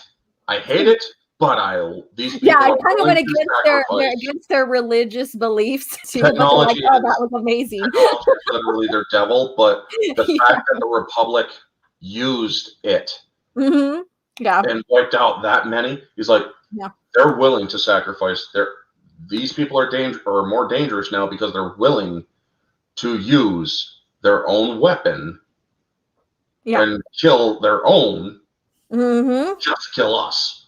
Exactly. Yikes. And poor Jedi Padawan Trayla, she's like, oh no, we're getting into Revan again, laugh out loud. She has such trouble with that. Yeah, well, like we said, it's another discussion. I mean, I honestly already had that discussion. Just go to my channels versus streams from, I believe, season 1. It's on a playlist. But when Jason saved his mom, and the Force Maelstrom, it's like yes, everybody thought that Anakin was the balance or was going to bring balance at that point. Well, here's the thing. Jason literally does for a small moment. mm-hmm. Because he wasn't just calling on the Force that he could call on. He literally tapped into everything for a brief moment. That was unheard of. It's like, holy crap, this dude is powerful. But still, as powerful as Jason is, his brother was more powerful. And yeah, so that part, you know, was very, very like emotional. Like, okay, so people think I've talked to people who are like, I don't like the new Jedi or blah blah blah blah. The thing is, it's brilliant in the aspect of new villains that are not just a remnant of the Empire. We have an outside threat. New Jedi Order, the series wasn't afraid of killing off. Yeah, people. They needed to. Like every single book had some sort of death, whether it was a main character, secondary character, or someone that was introduced. Believe me, when George Lucas's original OG story group, the greatest story group in my opinion, Zahn, Travis, and many of the others started planning the new Jedi Order, it's like George Lucas is like, wait, you're killing who now? And they literally convinced him. It's like, we have to kill a main character because they wanted to kill Luke for the impact. And he's like, nope. And so we're getting into Vector Prime a little bit, and we're getting into the honorary family member, and that is Chewbacca. Which ties into Anakin. Because Anakin is technically responsible for Chewie's death. And that is what broke the Solo family at first. Because Han wanted nothing to do with Anakin when they pulled off of that planet, Cern Padal. Yeah, Cern Padal is when their moon got dropped. And so the thing is, I'm going to just go ahead and make this little disclaimer, I guess you could say, and it's been debated so many times. But they say, well, George didn't have, use or help with the EU, or he didn't like it, and blah, blah, blah. Okay, so if he didn't, he wouldn't care who died. He wouldn't have cared if Luke died because it wouldn't be a part of his story. So it wouldn't have mattered, right? But every single plot point within the EU, especially when it dealt with his characters from the movies, had to be in continuity with the movies because it did affect the movies. It did affect projects that were to come. And it was a made thing. So when they said killed Luke, he's like, nope. But then get this, he offered up Han, he offered up Leia, and then they're like, well, we can't do those characters either because they're also loved. Yeah, and then so they all agreed on Chewie, which basically still was a backlash from fans about Chewie, But then they were going to kill off and then he was starting to make the PT era of movies, and so he really didn't want two Anakins existing at the same time for fear of confusing people, even though one is Anakin Solo, one is Anakin Skywalker. So that's where he gave the idea of switching the plot points and everything and making it Anakin that dies and making Jason the beneficiary to coming stories. And of course Jaina, but that's another. Jaina also did go completely nuts after her brother died. Oh, yes. I mean, she was casting Force lightning that even Palpatine couldn't do. To basically iterate, in Star by Star, where Anakin does die on the Vong's mother or the Mother Kresh ship that was creating the Voxen, which were the hybrid of Vong technology and Vornskers from Mercure. For those of you who don't know, Mercure is literally a force void planet because of the Salamary there, as well as another species, the Vornskers, which literally hunt using the Force. They hunt the Force. And they got their hands on, I believe it was Talon Karrde's Vornskers, if I'm remembering correctly. And they're like, we could use these. We can use these to hunt these Jedi, because they didn't call them Jedi; they called them Jedi. Yeah, Jedi. Yeah, yes. Jedi. Yes. And so when they got the Vornskers, they got like 6 legs, or the Voxen, the Vong version of them, and that also led to one of those Twilight twin Jedi that I was talking about earlier, but different thing altogether. One of their twins died due to the Voxen, and they realized we have to cut this off, and we have to stop these things from being created. Well, Anakin led that with his girlfriend Tahiri, and with the others as well, and he was getting stabbed and shot, and he had like 7 amphistaffs in him. He was still going, and they were, and folks, he was basically like a light glowing, like a golden light. Yes, he was keeping himself together with pure light side force energy. Also, those amphistaffs, as toxic as they are, they melt your insides. They were still constantly biting into his guts, folks, just to give you the good, gory, gruesome, and graphic detail. That's what he was going through. Graphic details, yes. That's what he was going through while he was keeping himself together with the Force. He was being a true Jedi. He was giving himself so others can survive. And another thing that can be said about him, this is a person that literally coaxed things that were banished from the Force, because that is what the Vong were. They were banished from the Force. The Force literally said, you are heretic. You are living heresy. And they banished him from the Force. He literally coaxed something that was banished from the Force he found a way to use it with the Force, but not with the Force, so to speak. Yeah. And that goes to show just how powerful he is. And then when he died, it screamed a ripple through the Force. It didn't just it didn't just bleed like a pond. It sent a shockwave through the Force. Leia screamed with her granddaughter in her arms. And I don't think she knew exactly who the kid was at that point yet. Wait, no, Alana wasn't born. No, it wasn't Alana. It was Ben. Yeah. Ben Solo had just been born. And Ben Solo? Or not Solo. God damn it. Ben Skywalker. Freaking Mara Jade's son. Oh my God. I am so sorry, folks. Shoot me later. Yeah. Wild Katarn. Actually, it was Ben Skywalker. Yes, Ben Skywalker. I am so sorry. Shoot me later. I deserve it. I'm like, what the hell? God damn you, Disney. But anyway, she literally, when she started screaming, that was the most emotional part for me in the entire Vaughn series, was Anakin's death, because I literally had to lift the book off of me because I was crying that hard, and it wasn't my book, it was my brother's. And it's like, and my brother even warned me of that. He's like, Dan, don't read this sitting up. I'm like, now the chat is giving you a hard time. Yeah, I know. No, I'm sorry, dude. It was, I am so sorry. That's so blasphemy. That's probably why Disney did. Yes, I know. And I am so sorry, folks. But yes, when she was screaming, she was almost ready to, in her anguish, she almost killed Ben. Yeah. And then Han's like, what is going on? And she managed to utter the word, or the name Anakin, and he realized exactly what it was. He just starts blasting everything in the room with his DL-44, and that's when the Nogari literally had to tackle him and wrest Ben from her arms. That it was one of the most gut-wrenching moments.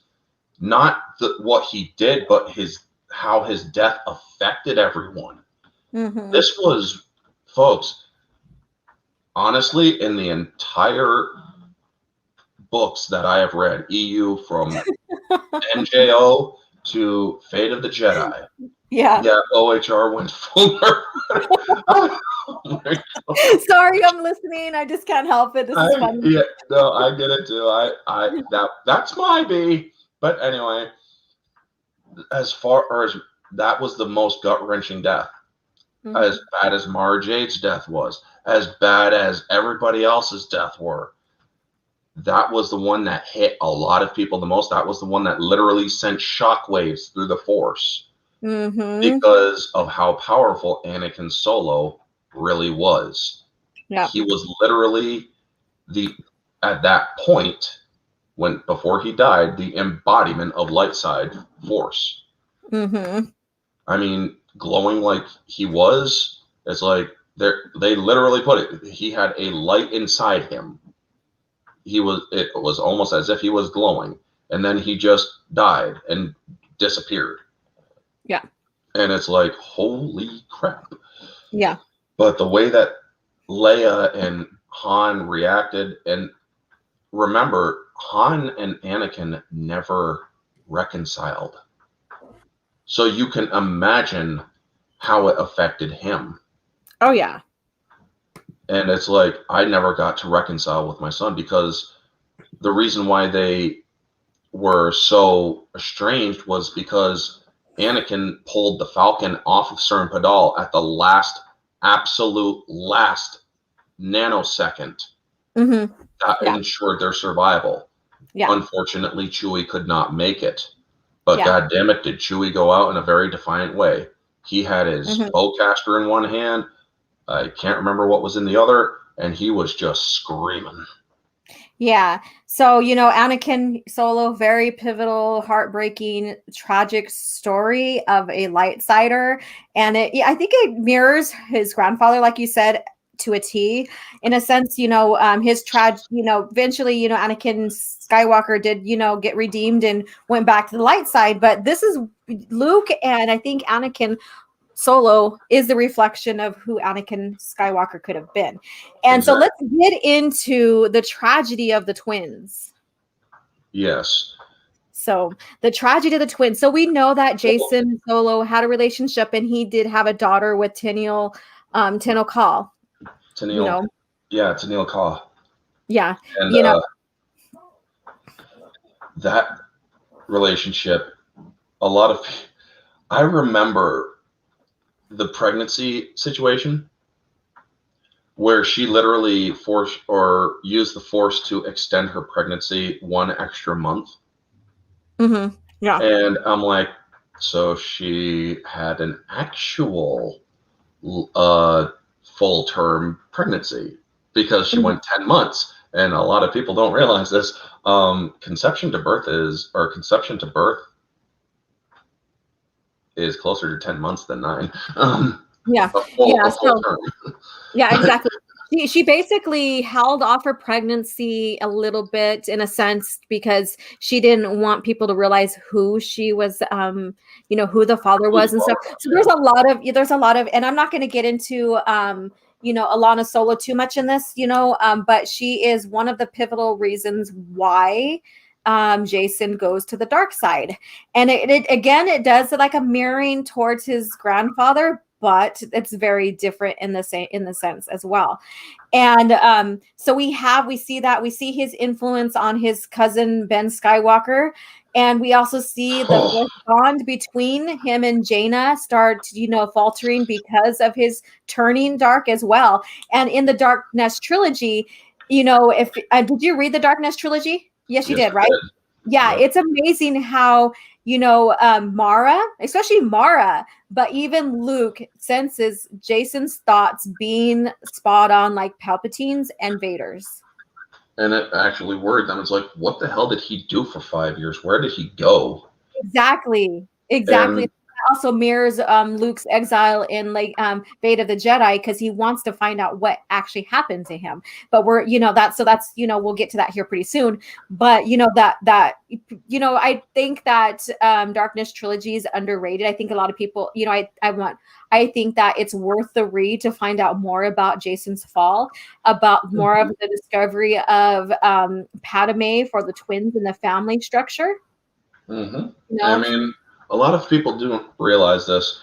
It was actually Anakin's death that led to the complete fracturing of the Solo family. Mm-hmm. Yep. Because everybody thought from the New Jedi Order that Jaina was going to be the one that goes down this path, because as soon as Anakin died, she went full vengeance. She was cutting off everybody. She didn't want it. She didn't want nothing from nobody. Yeah. Even those closest to her. She was cutting off her brother, her twin brother. And for those of you who don't know, force bonds between master and apprentice are one thing. Force bonds between twins are completely another thing that is a lot more powerful. Yeah, and this is no friggin' dyad bullshit either. Yeah, this isn't a dyad shit that they got.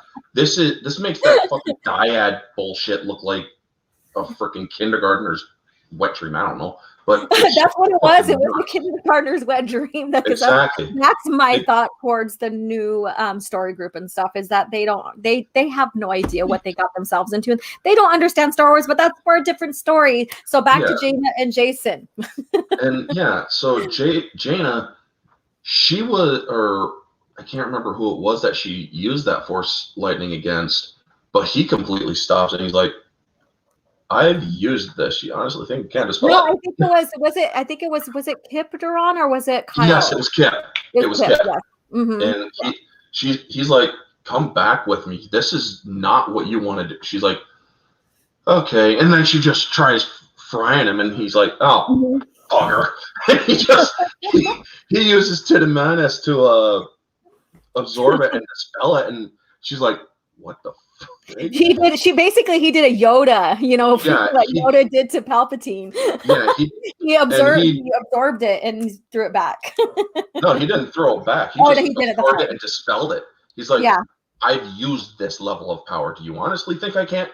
Or you honestly think I can't dispel it? Yeah, come on, child.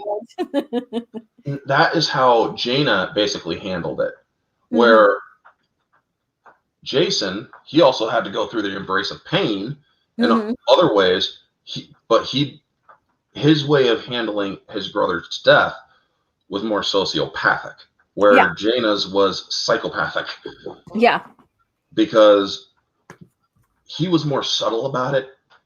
His turn to the dark side, thanks to Vergir and Lumia,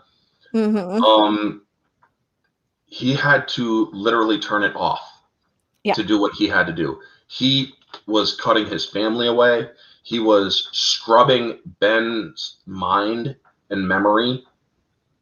They literally call it force scrubbing or mind rubbing. Yeah, mind rubbing. Yeah, mind rubbing, yes. Sounds so bad nowadays. But anyway. But they say mind rub. Yeah.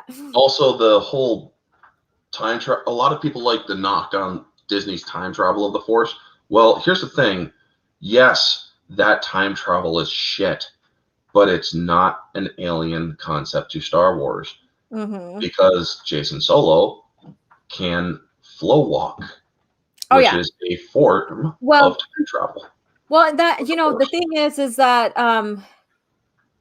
what they did was I would still coin this different than time travel.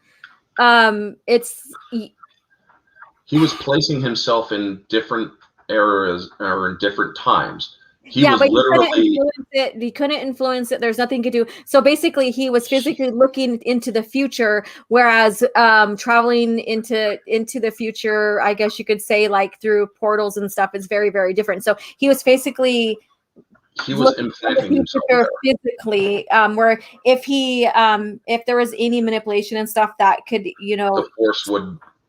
The Force would eventually correct it, yes. Because he did go back to Order 66 to Nightfall. Yes. And Anakin sensed him. Anakin literally stopped mid-march, looking slightly, and he's like, oh, shit. And he jumped right out of there. He also went back to the discussion of the council. Exactly. Where they did not trust, or where they did not take that appointment lightly. He's like, because he wanted to know, am I making the same mistakes as my grandfather? Yeah. Physically peering into the future, whereas time travel, you go in there and you influence it, you try to change things. That's why I say I don't coin flow walk as a time travel kind of deal. It's a time observation, so to speak. Yeah, and it was, They you know, observe in basically it time. was learned. What did he learn that from the Anting monks, or was it which forest society did he learn that from? I forget. I honestly cannot remember myself. Yeah, But because I do. it's not a common thing, but to keep in continuity with like what Yoda says, like the future is always in motion and stuff, and Yes. that's also applies to that. You can't really, you know, going into the future physically to peer into it. Still, the future is going to course correct itself, some way, shape, or form. And yeah, so but going back to that.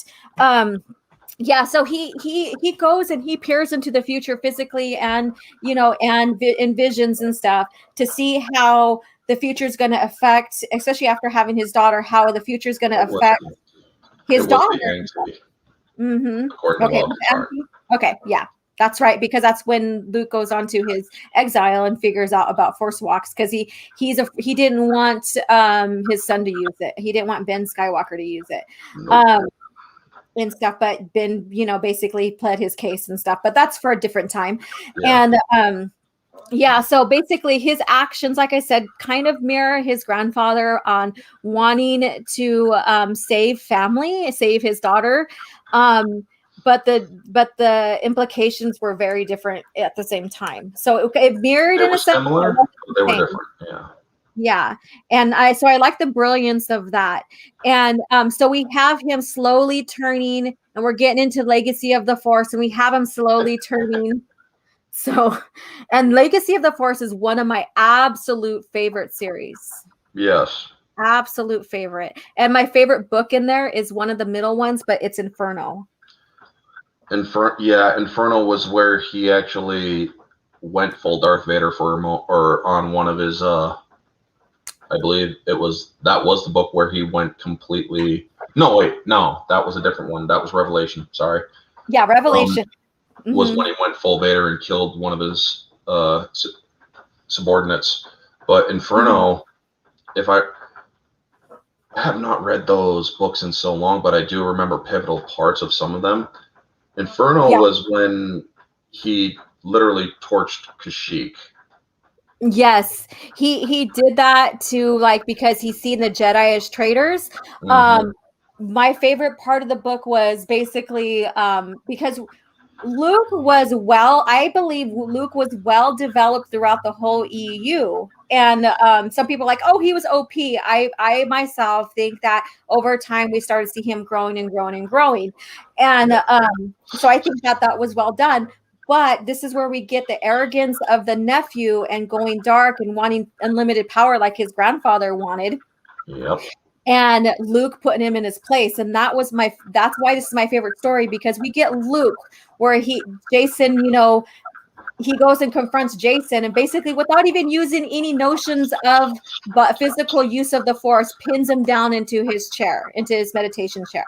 And that actually pushed Jason even further, because it's like, I now have a measure on Luke. Mm-hmm. He can do this without even any outward thingies. Well, see, he was so arrogant because he thought he was stronger than his uncle. He was so arrogant, and Luke came in there like the boss he is, and it's like, no, you know, nope. He had no idea how strong Luke was. Even in that moment, he's like, I have a measure, but then Luke shows him up later on when he's projecting himself over Jaina. Exactly. When Jaina went in to basically kick his ass. Exactly. But now I cannot remember this. Was it the beginning of Inferno where Leia also went to confront Jason, or? No, that was when they went to go. I think that's when they went to go rescue Alana. Right. And that is also another interesting thing, which ties into Jason, because Jason literally goes up against somebody who was old school trained Jedi, which was Aura Singh, when she was hired by whatchamacallit to kill Alana. And he tries using one of his greatest arsenals, which is mind invasion and mind domination. And when he uses it against Aura Singh, she blasts him out of her mind, and she's like, don't you ever violate me like that again. Because Jason, the stuff he learned, where he could also use the Force without any outside indication when he was interrogating Fett's daughter. Yeah. He literally slams her head on the floor or on the table without moving an inch. And she's like, nice trick. And that's when he goes too far into her mind and kills her because she can't handle the strain. Using it against a force sensitive is not the same thing, because that force sensitive can push you or can fight you back. Yeah. And Leia proven that early in the series when they were trying to figure out how they can detect force sensitives. I remember Luke tested on going into her mind, and she pushed him out. Yeah, that went into the primal side of her mind, and that's where like a lot of the force, I guess, sensitivity is. I'm like using layman terms, but and then out of a defense mechanism, she pushes him out. Yeah, it's like. Or he goes in, he's like trying to get a read on her, and then suddenly he just feels himself being pushed out like it's nothing. That was literally something that was kind of built into her ability or her force. And if you honestly want my opinion as to why she's able to do that, it's literally because she felt her mother's death. Yeah. Because believe it or some people did speculate this. Yes. Padme was slightly sensitive to the Force. Oh yeah, she had like, I think it was like 1500 or something like that. Yeah, she was, or whatever. She was Force sensitive to a degree. Now, could she perceive the Force? No, she could not. But she was still a bright presence in the Force. And who was right there when she died? Who was literally, I believe it was in Obi-Wan's arms, Leia. Yeah. She was the one that broke out and screamed when her mom died.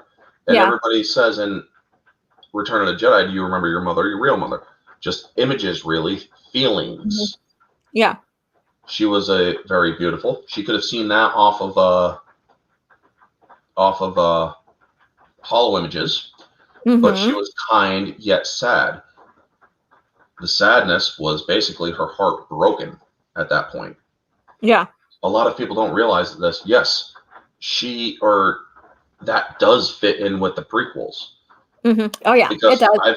I could have that out with Odin, because that was one of the things he's actually brought up. He's like, it doesn't fit with Return of the Jedi, and I'm like, yeah, it kind of does. It does, really, especially with the expansion in her force abilities and stuff. And I've had that debate before, so we're right. We have the same. I wouldn't say it's a theory because it's basically part of the lore, but we've had that. I've had that same debate, with others that you've had with that, and and it's not a retcon or anything because the PT expands more on the lore for the movies, and then it brought in EU characters, world building, all of that as well. So everything's being tied together. It's being about expanding and tying things together as well. And so we get Jaina and Jason's conflict here as twins. And she starts, he makes her do some commands. He commands her to do some tactics that are don't make sense to her, that are against the Jedi, and even war tactics. And that's and that's when he starts the full on war with Corellia. And it's interesting because this war basically is also with Corellia in Legacy of the Force, and that's another conflict with the Solo family.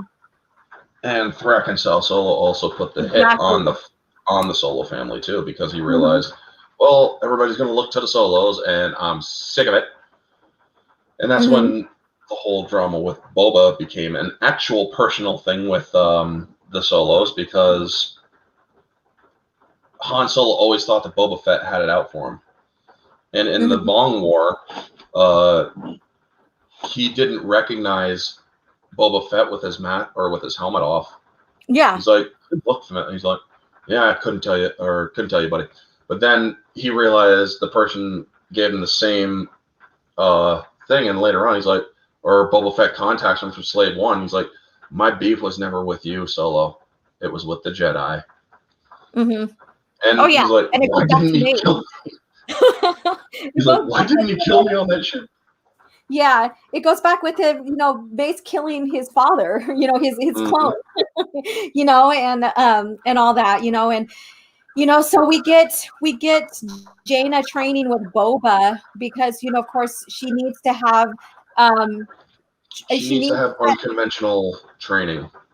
She does because because Jason has unconventional training because he went and studied different Force societies. Yep, and he's not going to use the Force as he was trained to as a Jedi, so he's going to be unconventional. She needs to be unconventional, and I thought that was a great story arc for Vet and Solo, basically, to have them come together to train and stuff like that, and it expands the story, and it goes with even what Boba says. I never had beef with you. Basically, I just was doing my job. Yep, and one of the greatest parts in the Fate or Legacy was when she actually went to ask him. He's like, "I would like you to train me," and he's like, "Excuse me, you? What do you want me to train you for? I want you to help me train to kill my brother." Yeah. And at first, he is actually not willing to do it, but then he realized at that point he realized Jaina or Jason had killed his daughter. Because back in Bloodlines, Fett had picked up his daughter, and he's like, or when he realized that, or Leia told Fett it was our son. And he said to himself, in his mind, he's like, I'm going to kill him. I'm going to kill Jason Solo. Yeah, but then he realized he had a better option. Yeah, I'm going to use your own family to kill you. Yeah, he used Jaina as his revenge. And one of the best moments in that training, there are two humongous great moments in that training with Jaina that are two humongous learning curves. One was when he walked up square to her, and she's like, what the? And then suddenly feels a gut-wrenching punch right in her stomach. She's like, I didn't feel that. And he's like, that's your problem. You and all your Jedi, you use the Force to try to anticipate things. What happens when you face somebody with impulses? If you act impulsively, you're going to be a Jedi all the time. If you put intent behind it, you're going to lose against the Jedi. That is why you will never beat your brother. You're thinking too much. And then the last bit of his training to her was when he's like, how are you, or she asked him, how are you any better than us? He's like, give me your lightsaber. And she's like, what? I forgot mine at home. Give. So this is the biggest thing that would have, as a Boba, or as somebody who is Boba Fett, her blade reminds him so much of the one person who killed his father. A freaking amethyst blade. It's like, then he cuts that sapling or the piece or that twig off a sapling. And he's like, a weapon for a civilized age.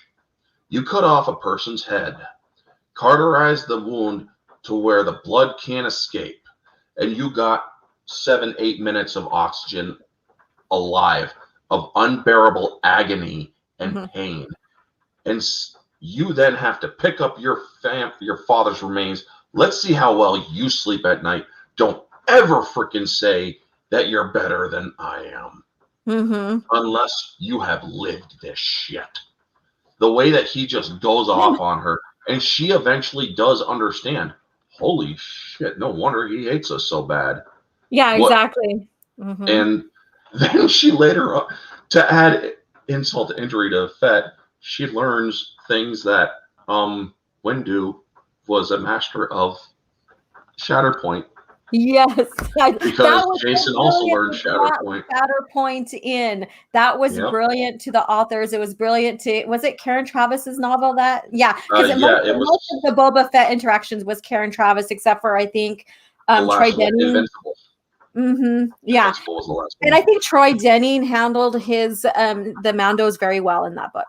He really did, because the thing is, what they really should have done was co-authored by Karen Travis, because Karen was right next to him. He was working with her tooth and nail when it came to the Fett stuff.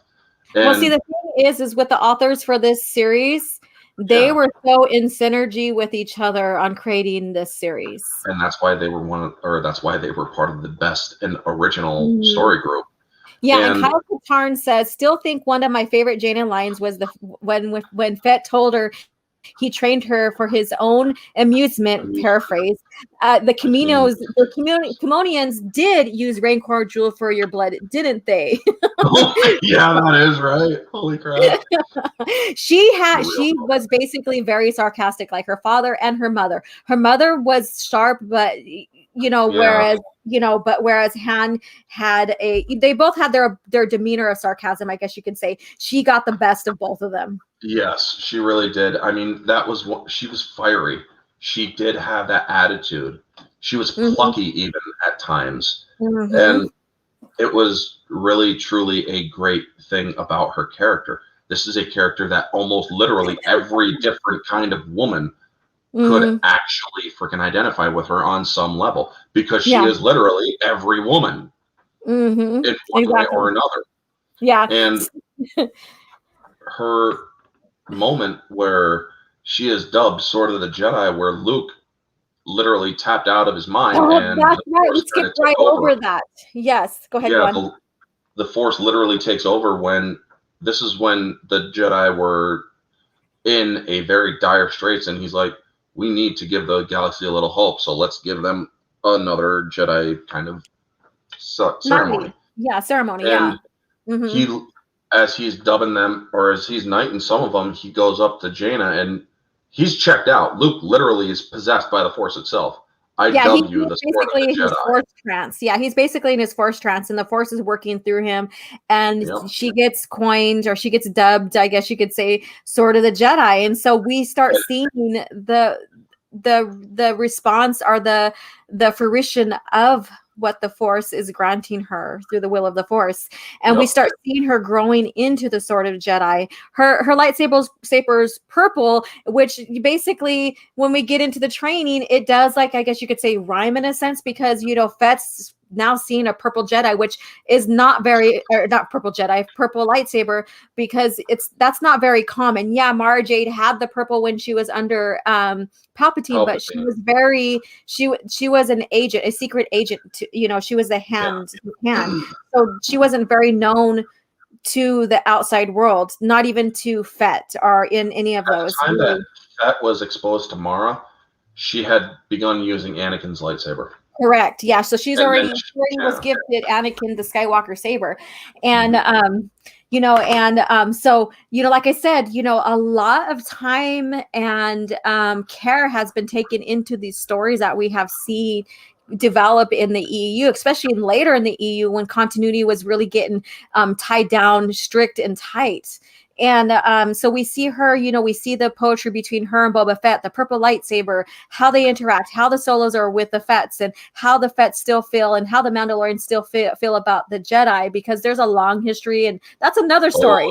There's a long history between the Mandalorians and Jedi at that. That's another coffee chat.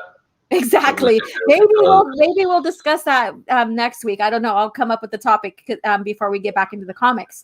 And so we see that. So she goes through her training with Boba Fett. There's a lot of great banter. So again, those in the chat, if you haven't read Legacy of the Force, pick up the books. Pick them up. Every single one. I mean, yeah, there are slow points in some of the books, but I love them all. That is a great story. We even get Ben getting his father out of attachment, because he goes into attachment after he loses his wife, and he confronts him on that. And that's another great story that could be spoken about later on. But we have her training for that final confrontation, and Luke, he basically tells the family and the Jedi that he cannot go after his nephew, because he will turn dark, no matter which outcome of the future of the visions, because we know literally a no-win. Yeah, there was a no-win. The future showed all possibilities of the future that he sees leads him to the dark side. And so he knew he couldn't do it. And, that was even after his fight with him in Inferno, in the torture chambers, where he discovers that his son is being tortured by his cousin, which is very tragic in itself. Jason was literally torturing his cousin. He put him in the embrace of pain. Mm-hmm. Or rather, a mechanized version of it. Exactly. He bastardized Von Tech. Yeah, exactly. All his Von Tech and all his torture devices from the Vong that he learned. And one thing that Jason learned, that basically before he killed his aunt Mara Jade, Jason killed his aunt Mara Jade, was basically, hiding in the Force. Yep. She also had to learn that too. Mm-hmm. And so did Luke. I think Luke picked up on it like that. Luke was picked up on it from Vergeer, because when they had Vergeer in interrogation, he's like, "How do you do it?" She's like, "What? How do you hide yourself in the Force? It's really quite simple. Here's what you do: hit me with try to hit me." And he's like, "What? In the Force, try to hit me." And he would try, and then he literally created a cylinder around her, and then dropped a massive Force blast on her, but yet he couldn't touch her because she shrunk her presence so far down. There was literally that little tiny open space from a ball inside of a cylinder. And it's like, that's why you'll never touch me, because you can't shrink yourself like I can. Exactly. And that's how he and Mara and everybody else learned it. And that's why Mara, or I can't remember who he thought he was being trailed by, because Jason was going to see his daughter and, his quote unquote wife. Yeah. When Mara went hunting after him. Yep. And I can't remember who it was that he thought was out there. He's like, I can't let you live, right? And then Mara's like, you're not going to be the one to live. And that's when she just went full off on him. Of course, because he's threatening to change her son. He's threatening the family. He's threatening the galaxy. There's a lot of stakes. So she basically acted upon not only like I would say Jedi instincts, but as a Jedi to extinguish the dark side, but also on motherly impulses as well. Oh yeah, because she threatened him right in front of the Senate while he was literally acting commander or half commander. Yes. Yes, Lumia. That's right. It was Lumia. He thought it was. He's like, I can't let you live right now, right? And he's like, son of a bitch, you didn't even realize that Lumia already knew all that shit about you. She knew a lot. Except that Lumia just didn't care. Now, but she did care enough that when he did kill her, or when he did kill Mara, she's like, I just sensed it, or I just sensed the tipping point. Yeah, that was a tipping point. And oh my God, so Wild Katarn, mom, that was a heart-wrenching for me. And then Luke Skywalker too, when he sensed it, and how he just like totally collapsed down, and Jaina went up to him and just put her head in his, on his lap, and and everybody just went to him, because he basically was in Tenial Joe, or in the palace and stuff. And even she felt it. She's like, was that Mara? But they didn't know who had killed her. No, they didn't. Now, because at that point, he was hiding himself. And the one very dirty trick he used, because she had him dead to rights. She had his leg broken. She had him crushed under rock. And he literally projects his face, or the face of Ben, over his face, which causes her to hesitate for that one moment. And then he takes one of those poison things, even with its cap still on, and jams it into her leg, which it pushed through the cap. And she's like, what the fuck did you just do? And he's like, you're slowly going to die now. And her last words were, Ben, or you're not going to hurt my Ben. I'm actually crying right now. It is very emotional. Oh my god! It is. Like, if And you think New Jedi Order was emotional, it's just like this next series too just gets you in the gut. jerks you around. It's like, Mhm. yes, Anakin Solo's death was the biggest tearjerker, but when Mara went out, it's like, I just filled up Lake Erie over here. Yeah. And then just to see like Ben's response and then Yes. Luke's response as well. Luke, And oh my god. the way that Ben handled it, Yeah. because this also does tie He into sat Jason. with his mom for like how many like hours? Like a couple of days? Yeah, he was in that. He handled it like a detective. Correct. He wanted to get Jason legally. Mm-hmm. And when he was in that cave, Mara came to him, and she used her force ghost pulling or looking like she was jerking out hair from her head. Yeah. And right in the spot where he found it. Now, he had all the evidence he needed. That was all the evidence he needed.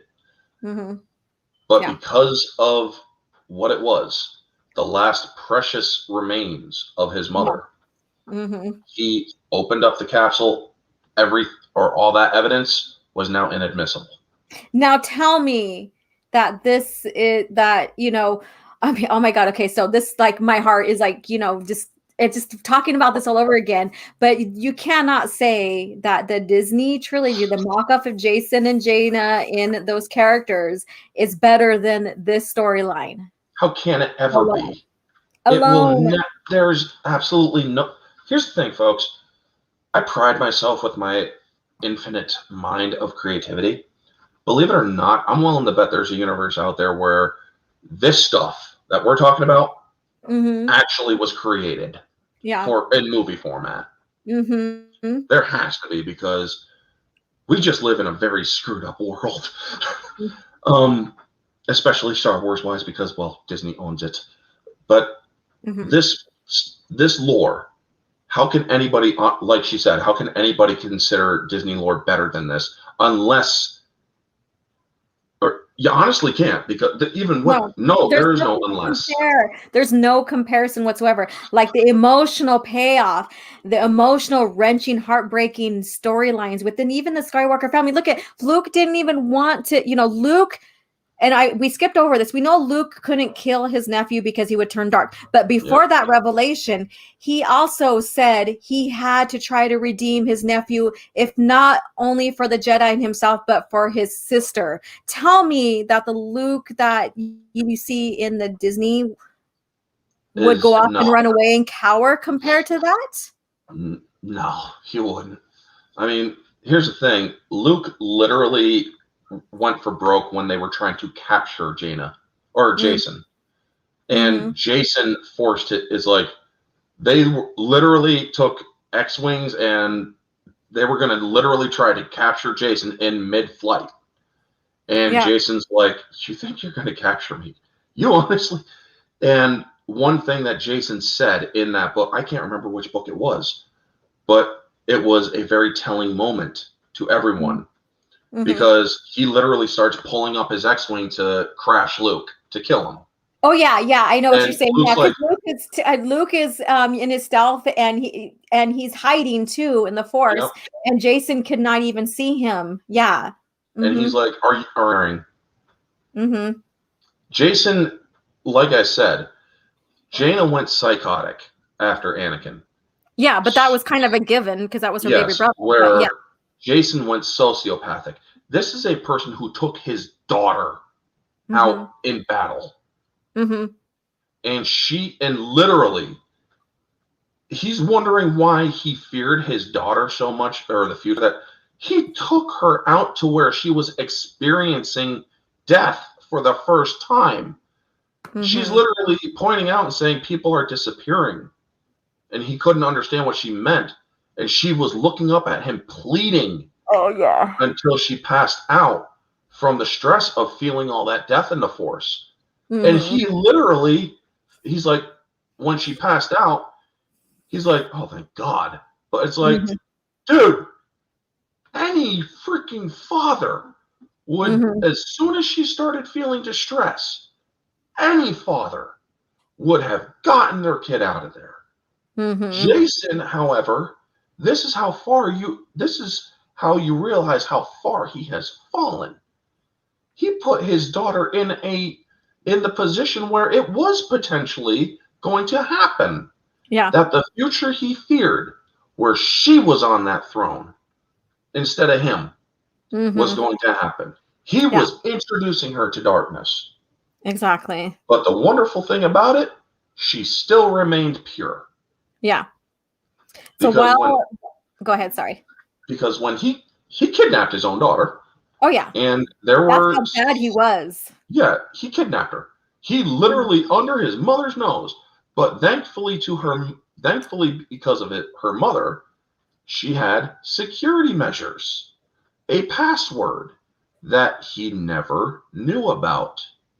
And when Jaina, Leia, and them went to rescue her, and this was also a freaking tearjerker. When Leia saw her for the very first time, she's like, "Oh my God." Because they only thought that he had just kidnapped the Happies' heir. They had no idea that it was her. And then in the Falcon, or Hands in the Falcon, he's like, what's taking you guys so long? You'll see when we get back. The first thing that Leia does, she's like, just stay quiet and listen to this. She plays the message from her mom, and she gives the password. And it is just so freaking tear-jerking. Yeah. When Leia and them realize, holy crap, this is our grandkid. Yep. And I know we didn't want to delve too much into Alana, but it's still part of Jason's torture and fall. Because as soon as he realizes that his daughter is gone, that they literally managed to somehow sneak in there without him sensing. Thank you to the Isalamari. A lot of people say that the Y is silent. It's actually not. It's Isalamari. Not Yisalamari, but Isalamari. Yeah, it's an I and a Y. Yeah. So Kyle Katarn basically, and this is going back into like Luke and the Skywalker's stuff, but this, I think it's just well noted. Can we just take a second to acknowledge while Mara's last words was her son's name, the last word she wrote to Luke was to call him farm boy. Going hunting, don't wait up, farm boy. And he kept it to his dying day. Exactly. Even in Crucible, he crushed it at first, but later on he goes back and he pulls it right out. And then he like carefully just straightens it out, because Flimsy Plas is basically paper. That's all it is. Also, a funny thing, folks, I could not forgive myself if I didn't mention this because, yes, sometimes it pays to have a dirty mind. At the end where Ben had his moment with his mom. Oh, yeah. And, Luke does kind of have his moment with Mara. As a Force ghost. And it's implied slightly, but also heavily, that they did the nasty. He's like, my love, you came to me. And it's like, it talks about Ben. Ben's like, I had my moment. This is his.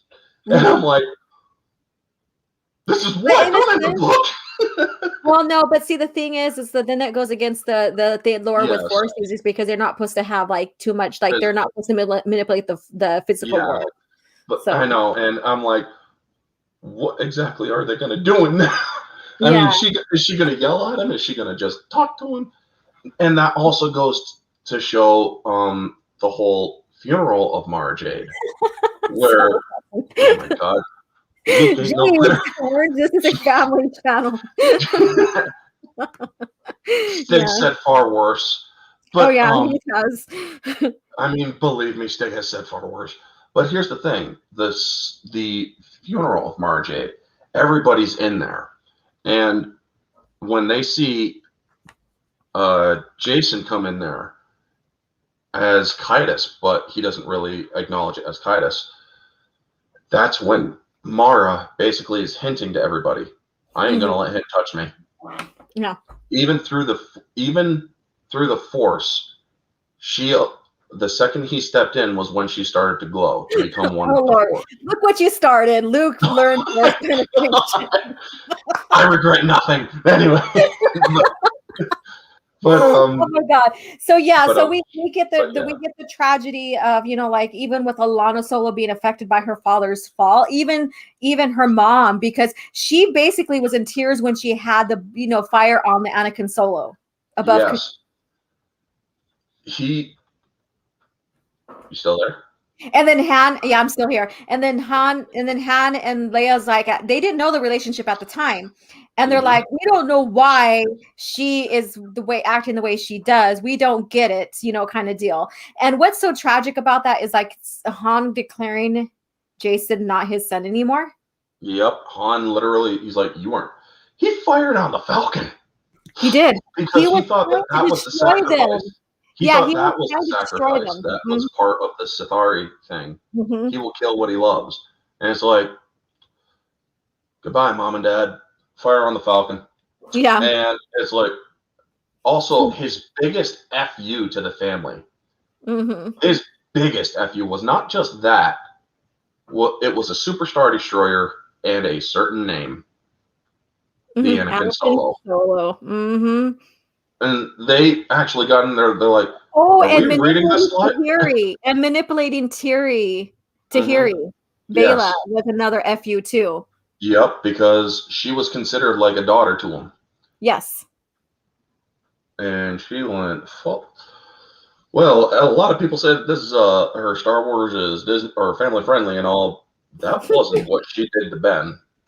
Exactly. And the thing is, okay, so maybe I need to get Lethal Lightning and do an interview with him about Jason Solo, because Lethal is a big, huge fan of Jason Solo, and he has his thing about Jason did nothing wrong. So maybe here in the near future, I will get him on the channel, and him and I will discuss Jason Solo, because I am very intrigued with what he has to say.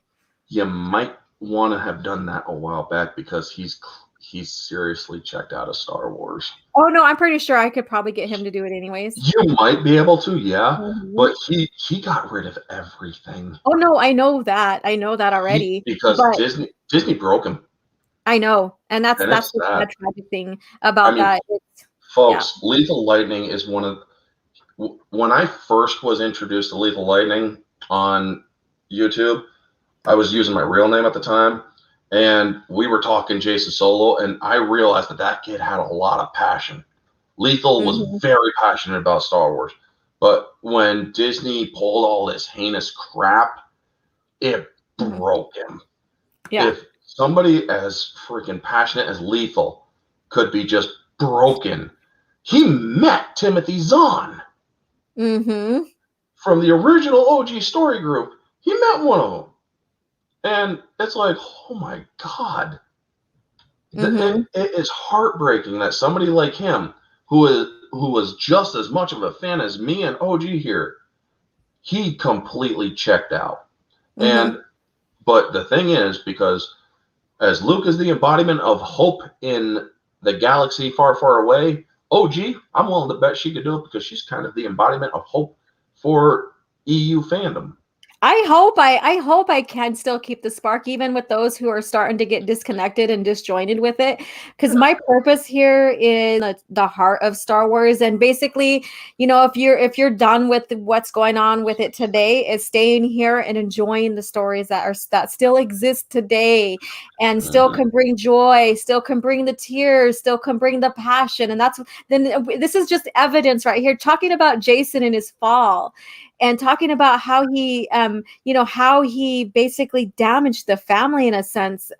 It's all tragic and heartbreaking, but it is a very great, compelling story. So let's get to let's get into Invincible. Now, did they take their first shot at Jason in Invincible, or was that in Revelation? Because I'm trying to remember, because I do remember Revelation is basically when they were going and they tried to gain control back of the Verpine mines. Yeah, the Verpeens. And that's when Luke projects himself over Jaina because she's still doubting herself because she's not trained in the Force like she is or like he is. And and Luke can't really get involved, but he does influence a little bit through the Force and projects himself. And see, this is where you could project yourself and not die from it. Yes, because that's just because it's already known in the lore that you can project yourself and not die from it because he did that for Jaina. He did that for her to intimidate Jason because Jason's afraid of Luke. Luke shown his power to him or his strength in the Force. I don't really like calling it power, but his strength in the Force to him. So he's a bit intimidating. And there was also and Luke mastered this. This was when Luke mastered that ability. When he first tried using it, he literally shriveled up like Palpatine. And he also learned it from Jason. Jason's like, I can teach you. It's going to put a lot of strain on you, but it can work because he had to create literally an illusion of the ship he was surrounded in. Not only that, but clone a Force signature of it. And then when everybody came out, they're like, he is looking very freaking wrinkly. Yeah. I mean, they literally compared him to Palpatine. Exactly. It was during the Yuzon Vong War. Yes, exactly. Now, when they first went up against him, or when she first went up against him, I believe it was when she took his arm. Yeah. And got Night Sister blood on her. Oh yeah, it does. I mean, we could sit here and go into every aspect of the Force, and what is light, what is dark, how much power in the Force, I guess you could say, is too much and goes too dark, and stuff. And so he projects himself over Jaina to intimidate, but it also opens her up to the Force more. Where she is basically his match. Yeah. And one of the great things when the Mandalorians went after Jason, they went after him, and I believe she was also there, but she was not ready yet. They're like, you're not ready. Let us handle it. And he's trying to pull up Tahiri because they nearly killed her. And so he's pulling her up while she's unconscious, and the Mandos are very right at his heels, literally. And he's like, well, what can I get them to hesitate with, like I did with Mara? So he puts up Fett's daughter over his face, and that Mando is like, doesn't suit you. And he puts a freaking vibroblade right through his leg. He does. But then that's when he uses Shatterpoint, right, against him? Yeah, because when they kept on following him, and then he literally deadened his pain. He can shut his pain off. Yeah. That is another great thing about Jason Solo. He can shut his pain off. And when they went to swing at him with one of their best ads, he literally just puts out or stops it with his lightsaber, reaches up, taps the damn blade, and it shatters. And they're like, what the hell? So that's when they realized, and they were told flat out, he's learned Shatterpoint. This was something that one of the Jedi from the Old Republic knew, Master Mace Windu. And I'm like, ooh, they're getting into the juiciness. Freaking... it's like, this shit is getting good because we're getting into Shatterpoint. We're getting into Mace Windu. This is like rhyming because we have Boba Fett in here who hates Mace Windu and the Jedi because of that. And Shatterpoint is another, it's a power or Force using ability that Mace is associated with. A lot of great stuff. Mace was the OG master of it. Mace had it not only in the physical sense, but through the Force as well. He could perceive Shatterpoints. Yeah, because he was perceiving Anakin's Shatterpoint and Palpatine's and Obi-Wan's, and he realized that their Shatterpoints in the Force all linked together. Yep, and then also, in the book Shatterpoint, Mace Windu saw the death of he saw the terraforming of Coruscant by the Vong. Yeah, that's right. He's literally having, and the way that they described it, it's like I've had a vision of Coruscant no longer as a city, but of a lush environment, but it was alien. Yeah. He couldn't understand what it was. He basically felt it was of a future that may or may not happen. He didn't realize that's how the future is. That's the part of the visions of the future, is that it's just one possibility of the future. Mm-hmm. And about Star Wars is that you can't really predict the future. Exactly. And I would love to talk Shatterpoint with you at one time or another. Well, we will eventually, because once I'm done with my degree, I will have more lore discussions and stuff like that. So I'm excited for that. Also, later on, after we end the stream, I also want to talk to you about a couple other things. But back to the story. Then when she goes to fight him for the, or when she gets her shot to take at him, she gets his arm, and it's right when he loses his arm, he's somehow able to see through the projection and realizes it's Jaina. And it's like, you? He could understand how he lost to Jaina in that one shot. But the thing is, and he's like, where's Luke? Because I knew he was here. he was ready to kill Luke. Yes, in order to win this and for me to become who I need to be, I need to kill Luke. Yep. And that's how nuts that's how crazy he was. Yeah. He literally killed his own name. He's like, by the way, I don't really go by Jason Solo, so in the future, just call me Darth City or Darth Kaitis. And I'm like, and he was talking to Ben's detective friend when he said that, and Ben literally got all that he needed, because that is what this guy went into Jason Solo's office, literally got Jason Solo to admit to murdering Mara Jade. Oh yeah, the Lon Shivu. Yeah, Lon Shivu. Yeah, and I'm like, and then he sends it to Ben. He's like, "This is going to be very hard for you to hear." Yeah, and the entire family heard it, because Luke, or as soon as Luke heard, he's like, get Leia, Han, and Jaina. All of them at that collective point realized he's dead. He is not Jason Solo anymore. Yeah.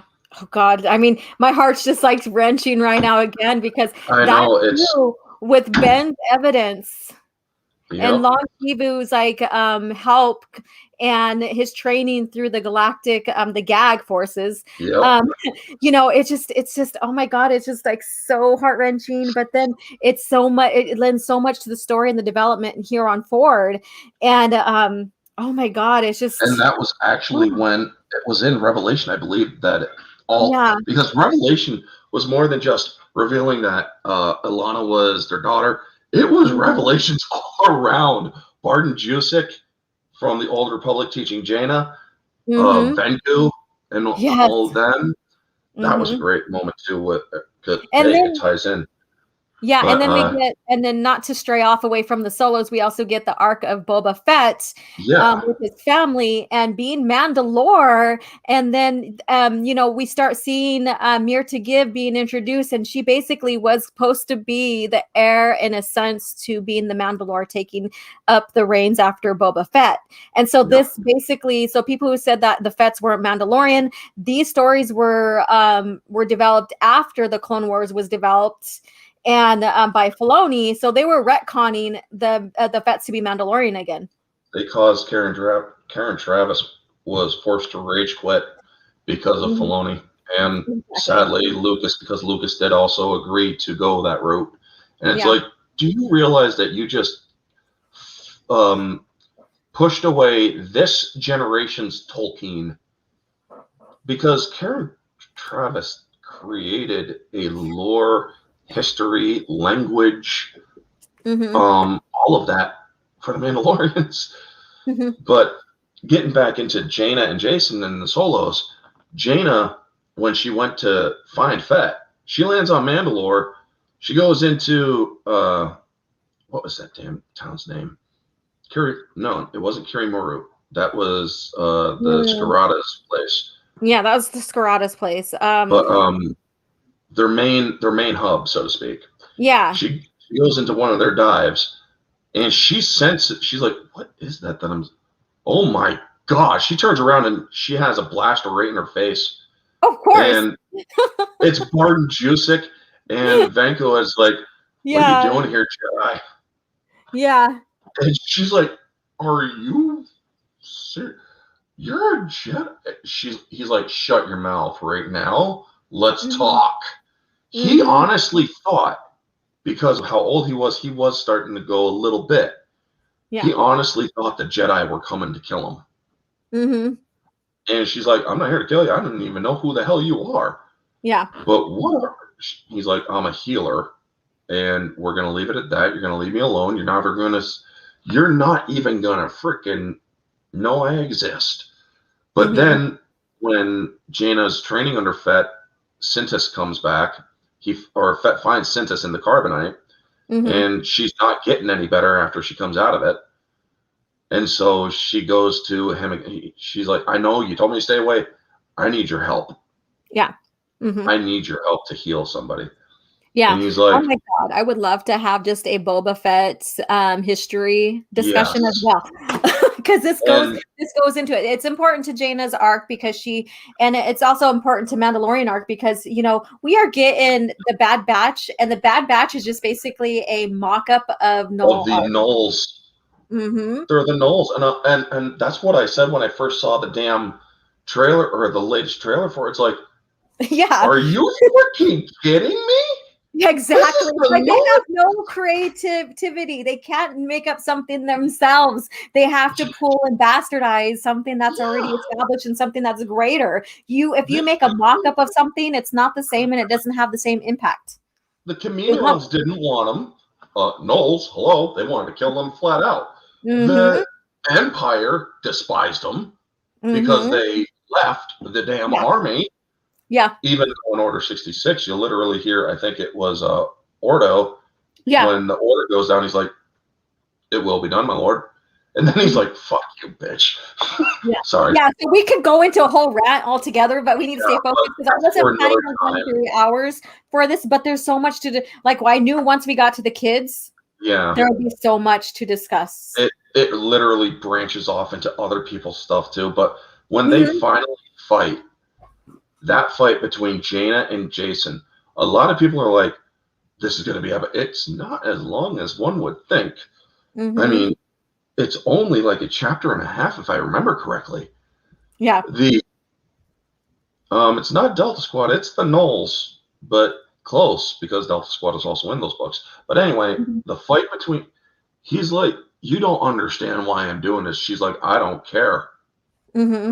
Because she's spitting all of his shit right back. He's like, "You gotta let me go." Yeah. They're trying to kill my daughter. They're trying to kill everyone. Because the Imperial Remnant, that was part of Jason's Galactic Alliance, because when Jason had been ordered or discovered in Revelation, I can't remember who the other one was, but they were literally fighting over control. It's like, "Do not listen to this traitor." And everybody's like, Niathal? Yeah, Neathal, that's right. Niathal, yeah, she was the Mon Calamari, and she was more or less on the Jedi side, but then she couldn't really share or show support in a sense, because that would blow the cover, but then it also would go against, like, with what's going on with the war and stuff, and her standing as one of the leaders of Coruscant, or of the Starwars niece, wasn't she? Yes. Yeah, I remember Shai Neathal. And they literally broadcasted, if I remember correctly, his entire admission. And it's like, oh, damn. And he's like, "This is nothing. This is freaking propaganda. It's lies, everybody." And they're like, "Folks, anybody who follows Jason Solo at this point will be considered enemies of the Galactic Alliance." And he's like, "Anybody who follows Shai Neathal or her forces will be considered enemies of the Galactic Alliance." Yes. They literally, it was a childish back and forth, but it worked.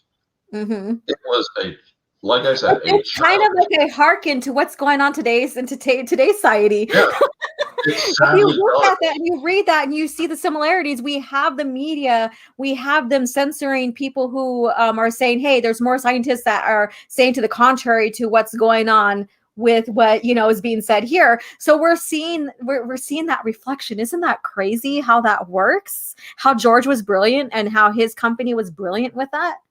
Yeah, I mean, it's called epic foreshadowing.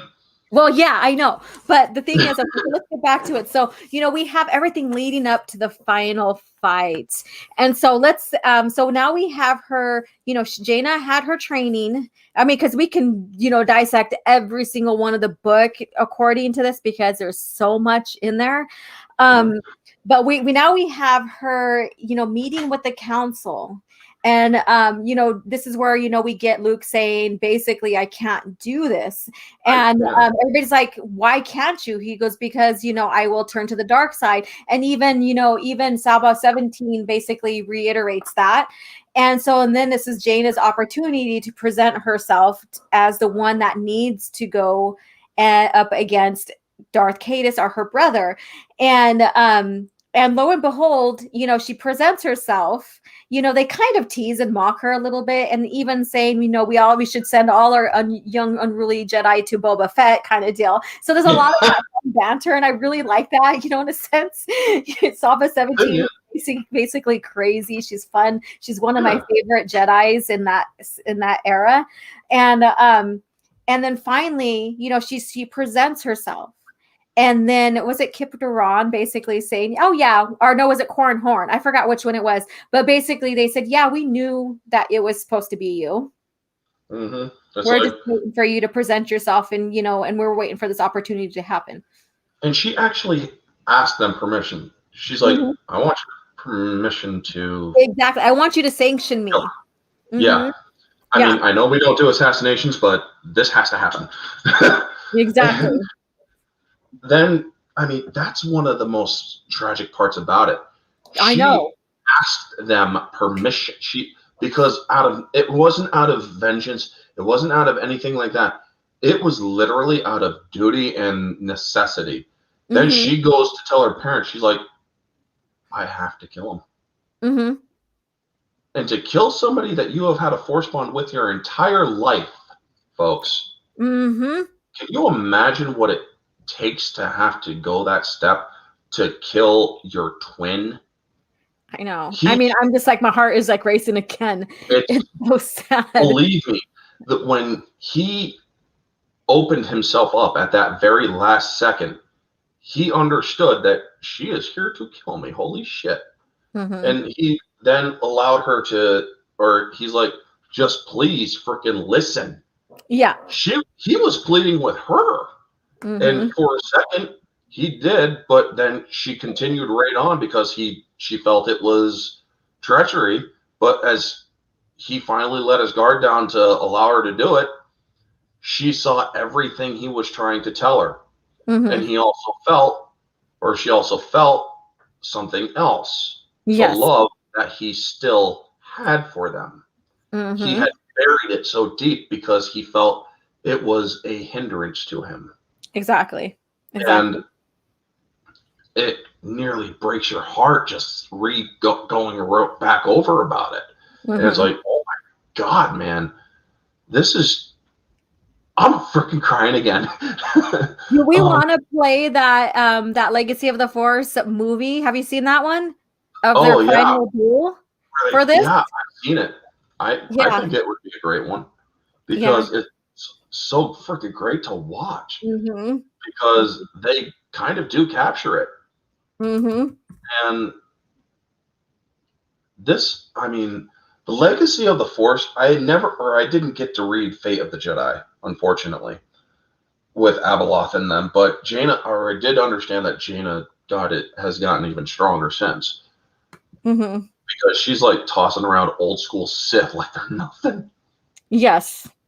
And I'm like, whoa, or the way that Lethal was going over it, because I did a versus stream of Jaina Solo Fell versus Starkiller, and he's like, she would literally go up to Starkiller and be like, lol, and she's dead. Mm-hmm. And I'm like, holy crap. And what's so sad is Jason kills his father-in-law. Mm-hmm. Jason kills a soldier. Mm-hmm. And it's like, that is just, dude, you can't be redeemed at this point. Yeah. Yes. But So I'm gonna play part of that video, that movie, just the very end or towards the end, because it's a 20-minute, but it's so amazing. And then we'll start wrapping up because I wasn't planning on going 3 hours. But I mean, there's so much to cover. It had to go 3 hours. Like it had to go. It had to go. So let's see here. Let me see. The Force willed it. Mm-hmm. It sure did. Let me see here. Star Wars Legends, Legacy of the Force film. All right. So let me go ahead and so I'm going to start with him. Basically, he already killed his. Let me see how far we were into it. Yeah, he already killed Isolder, and so. Well, this is Kindus. I'm afraid Princess Isolder won't be joining this crew aboard the Beam Racer. Tell them they'll have to depart without him. Sure they will. They're loyal. Then you have to blow the ship in her berth. And board the hangar when it's done. The nano killers of the utmost priority. We can't afford to take any chances with this. All right, so I'm gonna pause here. This is a crucial point of this right here. Mm-hmm. The Moff sent out a nano virus to kill Tenel Ka and her family, which includes the daughter. Mm-hmm.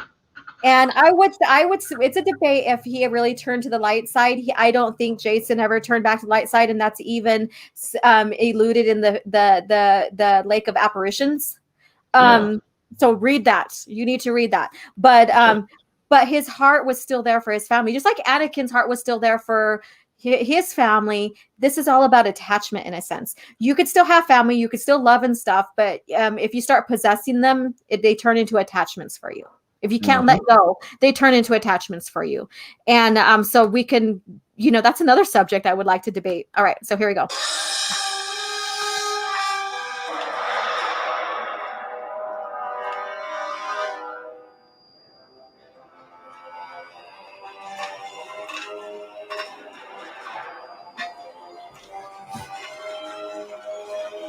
I like how they got his lightsaber right. The black and gold. Black and gold of the lightsaber. Captain, I beg your pardon. Why is this level so vacant? The ship in danger? This level's been cleared. Lord Kindus is bringing another body down himself personally. I'm not aware of any danger to the ship. Thank you.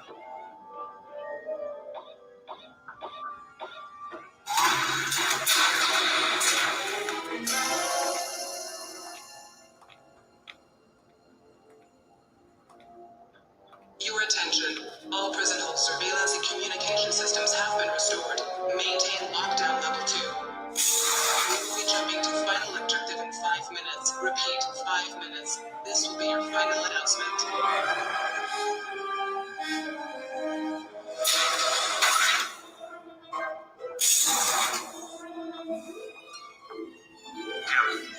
Balans have infiltrated the ship.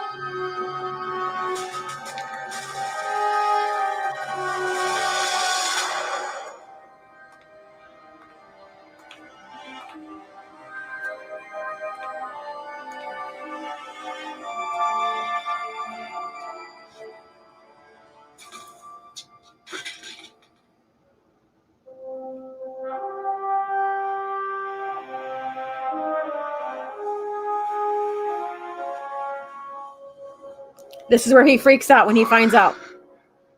No.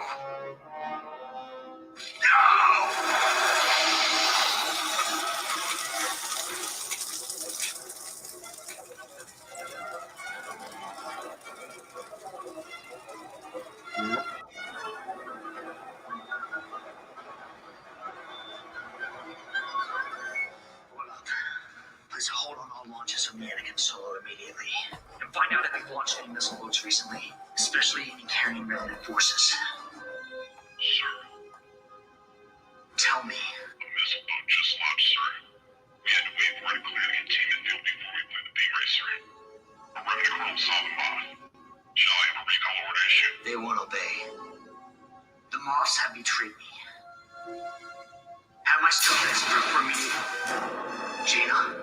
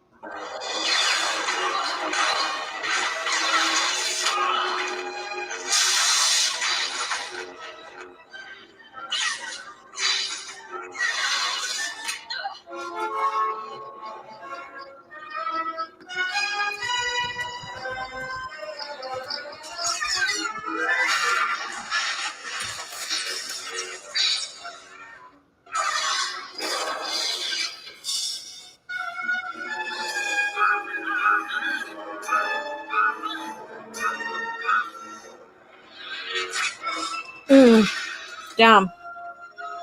Mm-hmm.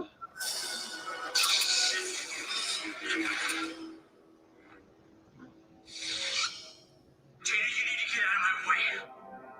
I'm trying to save Tennokan and Alana. Sure you are, just like you saved these I soldiers. sort of would have made the same choice. In fact, he did. Gina, we don't have time for this. So die already!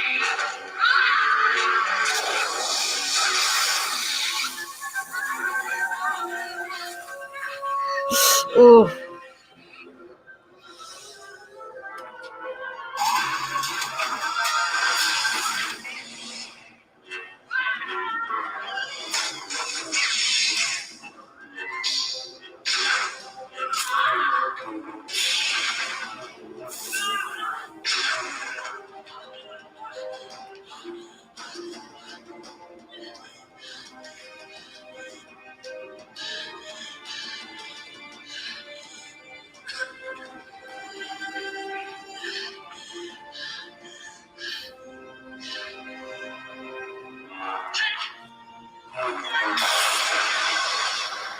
Tennokan, you're in danger.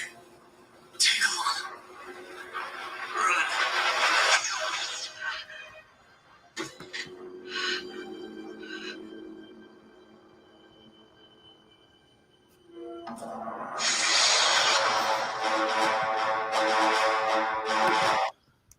Oh They my. actually, her expression at the end of that was actually very perfectly well done because it does basically, it expresses shock and everything else.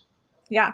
Because, again, folks, twins and force bonds, and her force bond with her brother, she thought it was deadened because of his turn. It Mhm. really wasn't. He No. just kept on hiding from her. Yeah.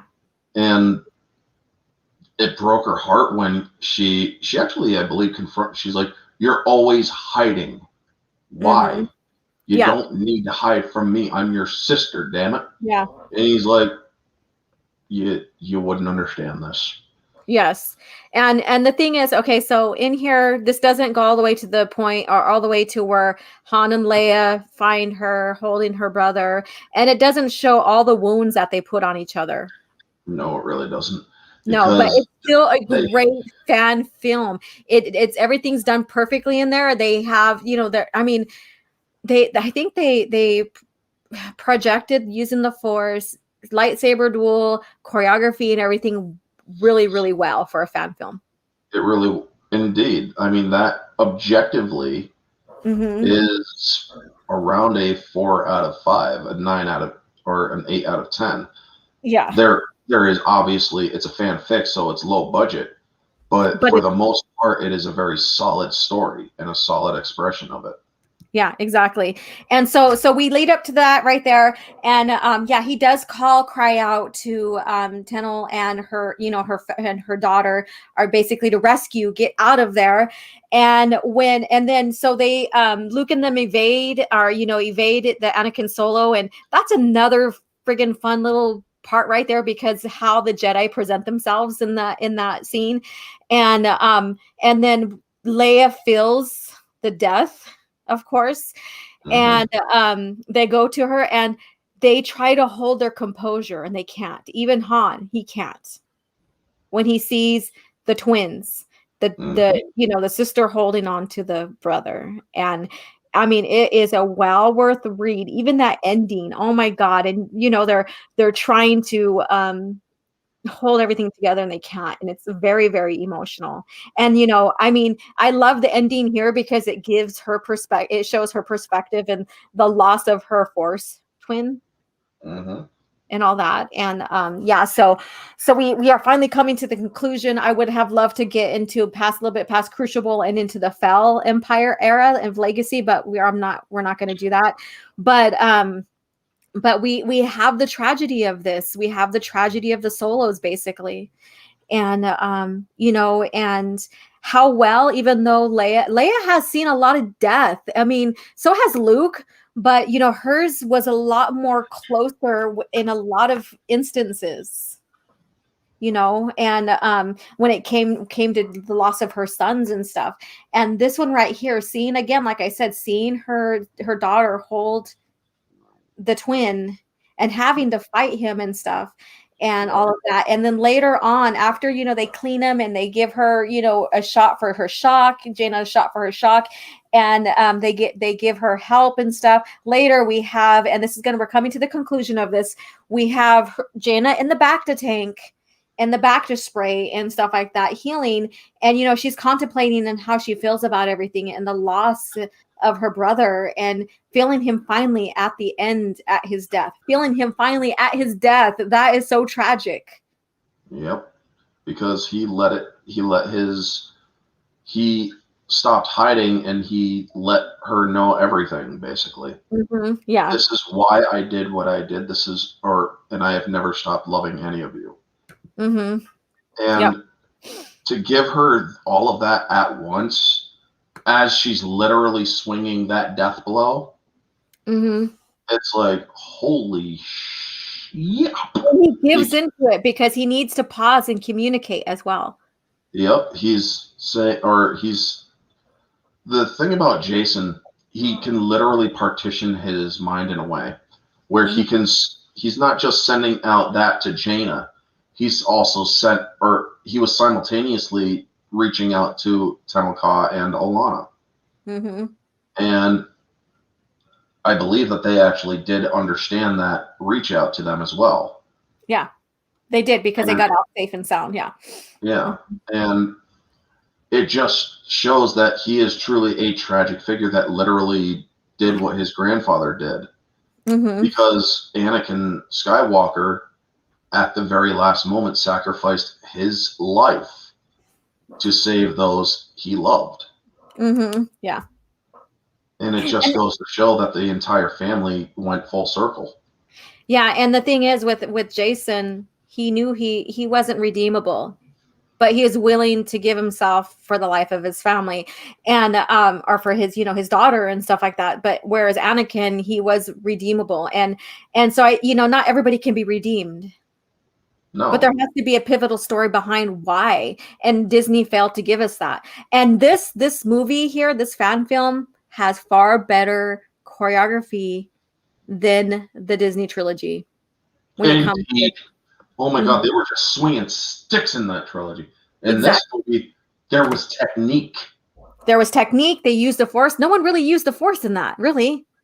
I mean, all they did was steal stuff that almost god tier Force users are able to do, which is stop a lightsaber with the Force. And I'm like, that was kind of laughable, though. I'm like, whatever.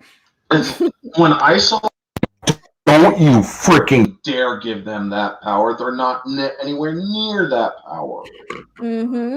Yeah. Because it's like, are you out of your mind? There's literally 4 people I have seen stop a lightsaber. Mm-hmm. The son, the daughter, the father, and Valkorion. Mm-hmm. Valkorion's just using literally the Force to stop it. And Yeah. I'm like, whoa. But then they... Oh. Yeah. But anyway. Yeah, I know you could go on a rant. We can go on a rant with this, but it's not. This is about honoring the Solos and the original EU and stuff. And so finally, in the conclusion, Jaina gets a visit by the orphaned child, and she realizes it's her brother, her brother's daughter, and that gives her hope. That gives her hope, and that's such a sad and tragic ending, but then also gives us hope. And then we were looking forward to the adventures of Jaina in Sword of the Jedi trilogy. We were looking for adventures with Alana, later in life, and where that takes her. Because we have Anya Solo, that is another Solo in Legacy, and we just don't know exactly which branch of the Solo she came from. There's only 2 basically, but we can probably assume she came from Alana somehow. Yeah. And then, so if she came from Alana, then what was the tragedy behind Alana then? Which one was this? Anya Solo. She basically is I don't know if she was orphaned or what have you, almost similar to Han's story. I'd have to look her up because I'm honestly drawing a blank on that one. Oh, okay. So, and that's another one right there. And so we have that that ending and stuff. So, what did you think about the ending of that story for the twins before we get into after all that? Well, yeah. Are you okay over there with your mic? No, that wasn't on my end. I thought yours was. No. Oh wow, that's crazy. It's kind of short in a second. So, what was that your last and whatnot? Okay, so so we're at the end of the Legacy of the Force series, and I would love to get into the Fate of the Jedi with her marriage and stuff like that, but again, I don't want to be here too long and stuff. So to make it short, in Fate of the Jedi, that's where she really shows herself out as the Sword of the Jedi and becomes a pivotal. And she does be declared master at the end of that series. So Jaina finally becomes a master and all that, and so on and so forth. And we learn more about Alana and what's going on with that. And again, such a compelling story with the Solos as well. So just based upon all we talked about, what's your conclusion to all of this? Basically, my conclusion to all of it is, as wonderful as these characters are, they are tragic. Mm-hmm. But they are also they're tragic in a good way because they're so fleshed out. Something that is truly worthy of Star Wars, where we get, these are books that literally took decades to write. Yeah. These were a couple of decades of books, and these were stories that everybody held them so dear. These are characters that you invested in. These are characters that you literally had time to absorb and get to know and love. And when I look at the crap that we were force-fed by Disney, it's like, you wonder why we don't like these characters? These are characters you shoved in our faces. These are characters that are like, they're this good, love them. No. Yeah. This is like you're trying to force feed broccoli to a toddler. No. This is how I see it. We were told that the characters that we grew up to know and love in the movies and in the EU, overall Star Wars lore in George Lucas era, basically, are not worthy anymore. Yeah, you literally took everything we loved. You said, oh, you love this? Well, held it up like a puppy and just snapped its neck. Yeah, that's basically what Disney did. As dark as what I just said is, I've seen darker because, well, Darth Bane. Yeah. He did that to his apprentice. But anyway, that's why people have rebelled against Disney. That is why people can't really, yes, to those who do like the Disney stuff, I am not going to take that away from you. Of course not. What I am going to say is that there were all this stuff that you have been fed by Disney came and was bastardized and horribly, that's not a word, but it is now, mutated into what they gave you. Mm-hmm. We had something that was so great and pure and awesome. Yeah. And I feel, I don't want to say this in a derogatory fashion, I do pity those who were introduced to Star Wars through Disney. Yeah. Because they will never understand the love that we have had through these years. I have been a fan of Star Wars. I've seen the original trilogy when I was 2 years old. Most people can't even remember when they were 3. I can remember the feelings, the thoughts, all of it. I expressed some of it in this very stream with Leia and looking like a horse.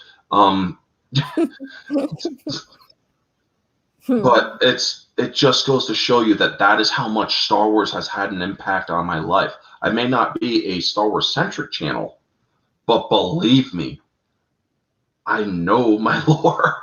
Yeah. Not as good as the lore gal here, because to be frank, folks, I'm just going to say this, and yes, it's a simp moment. Star Wars Theory may be the biggest Star Wars channel, but when it comes to OG, she is the biggest Star Wars passionate fan.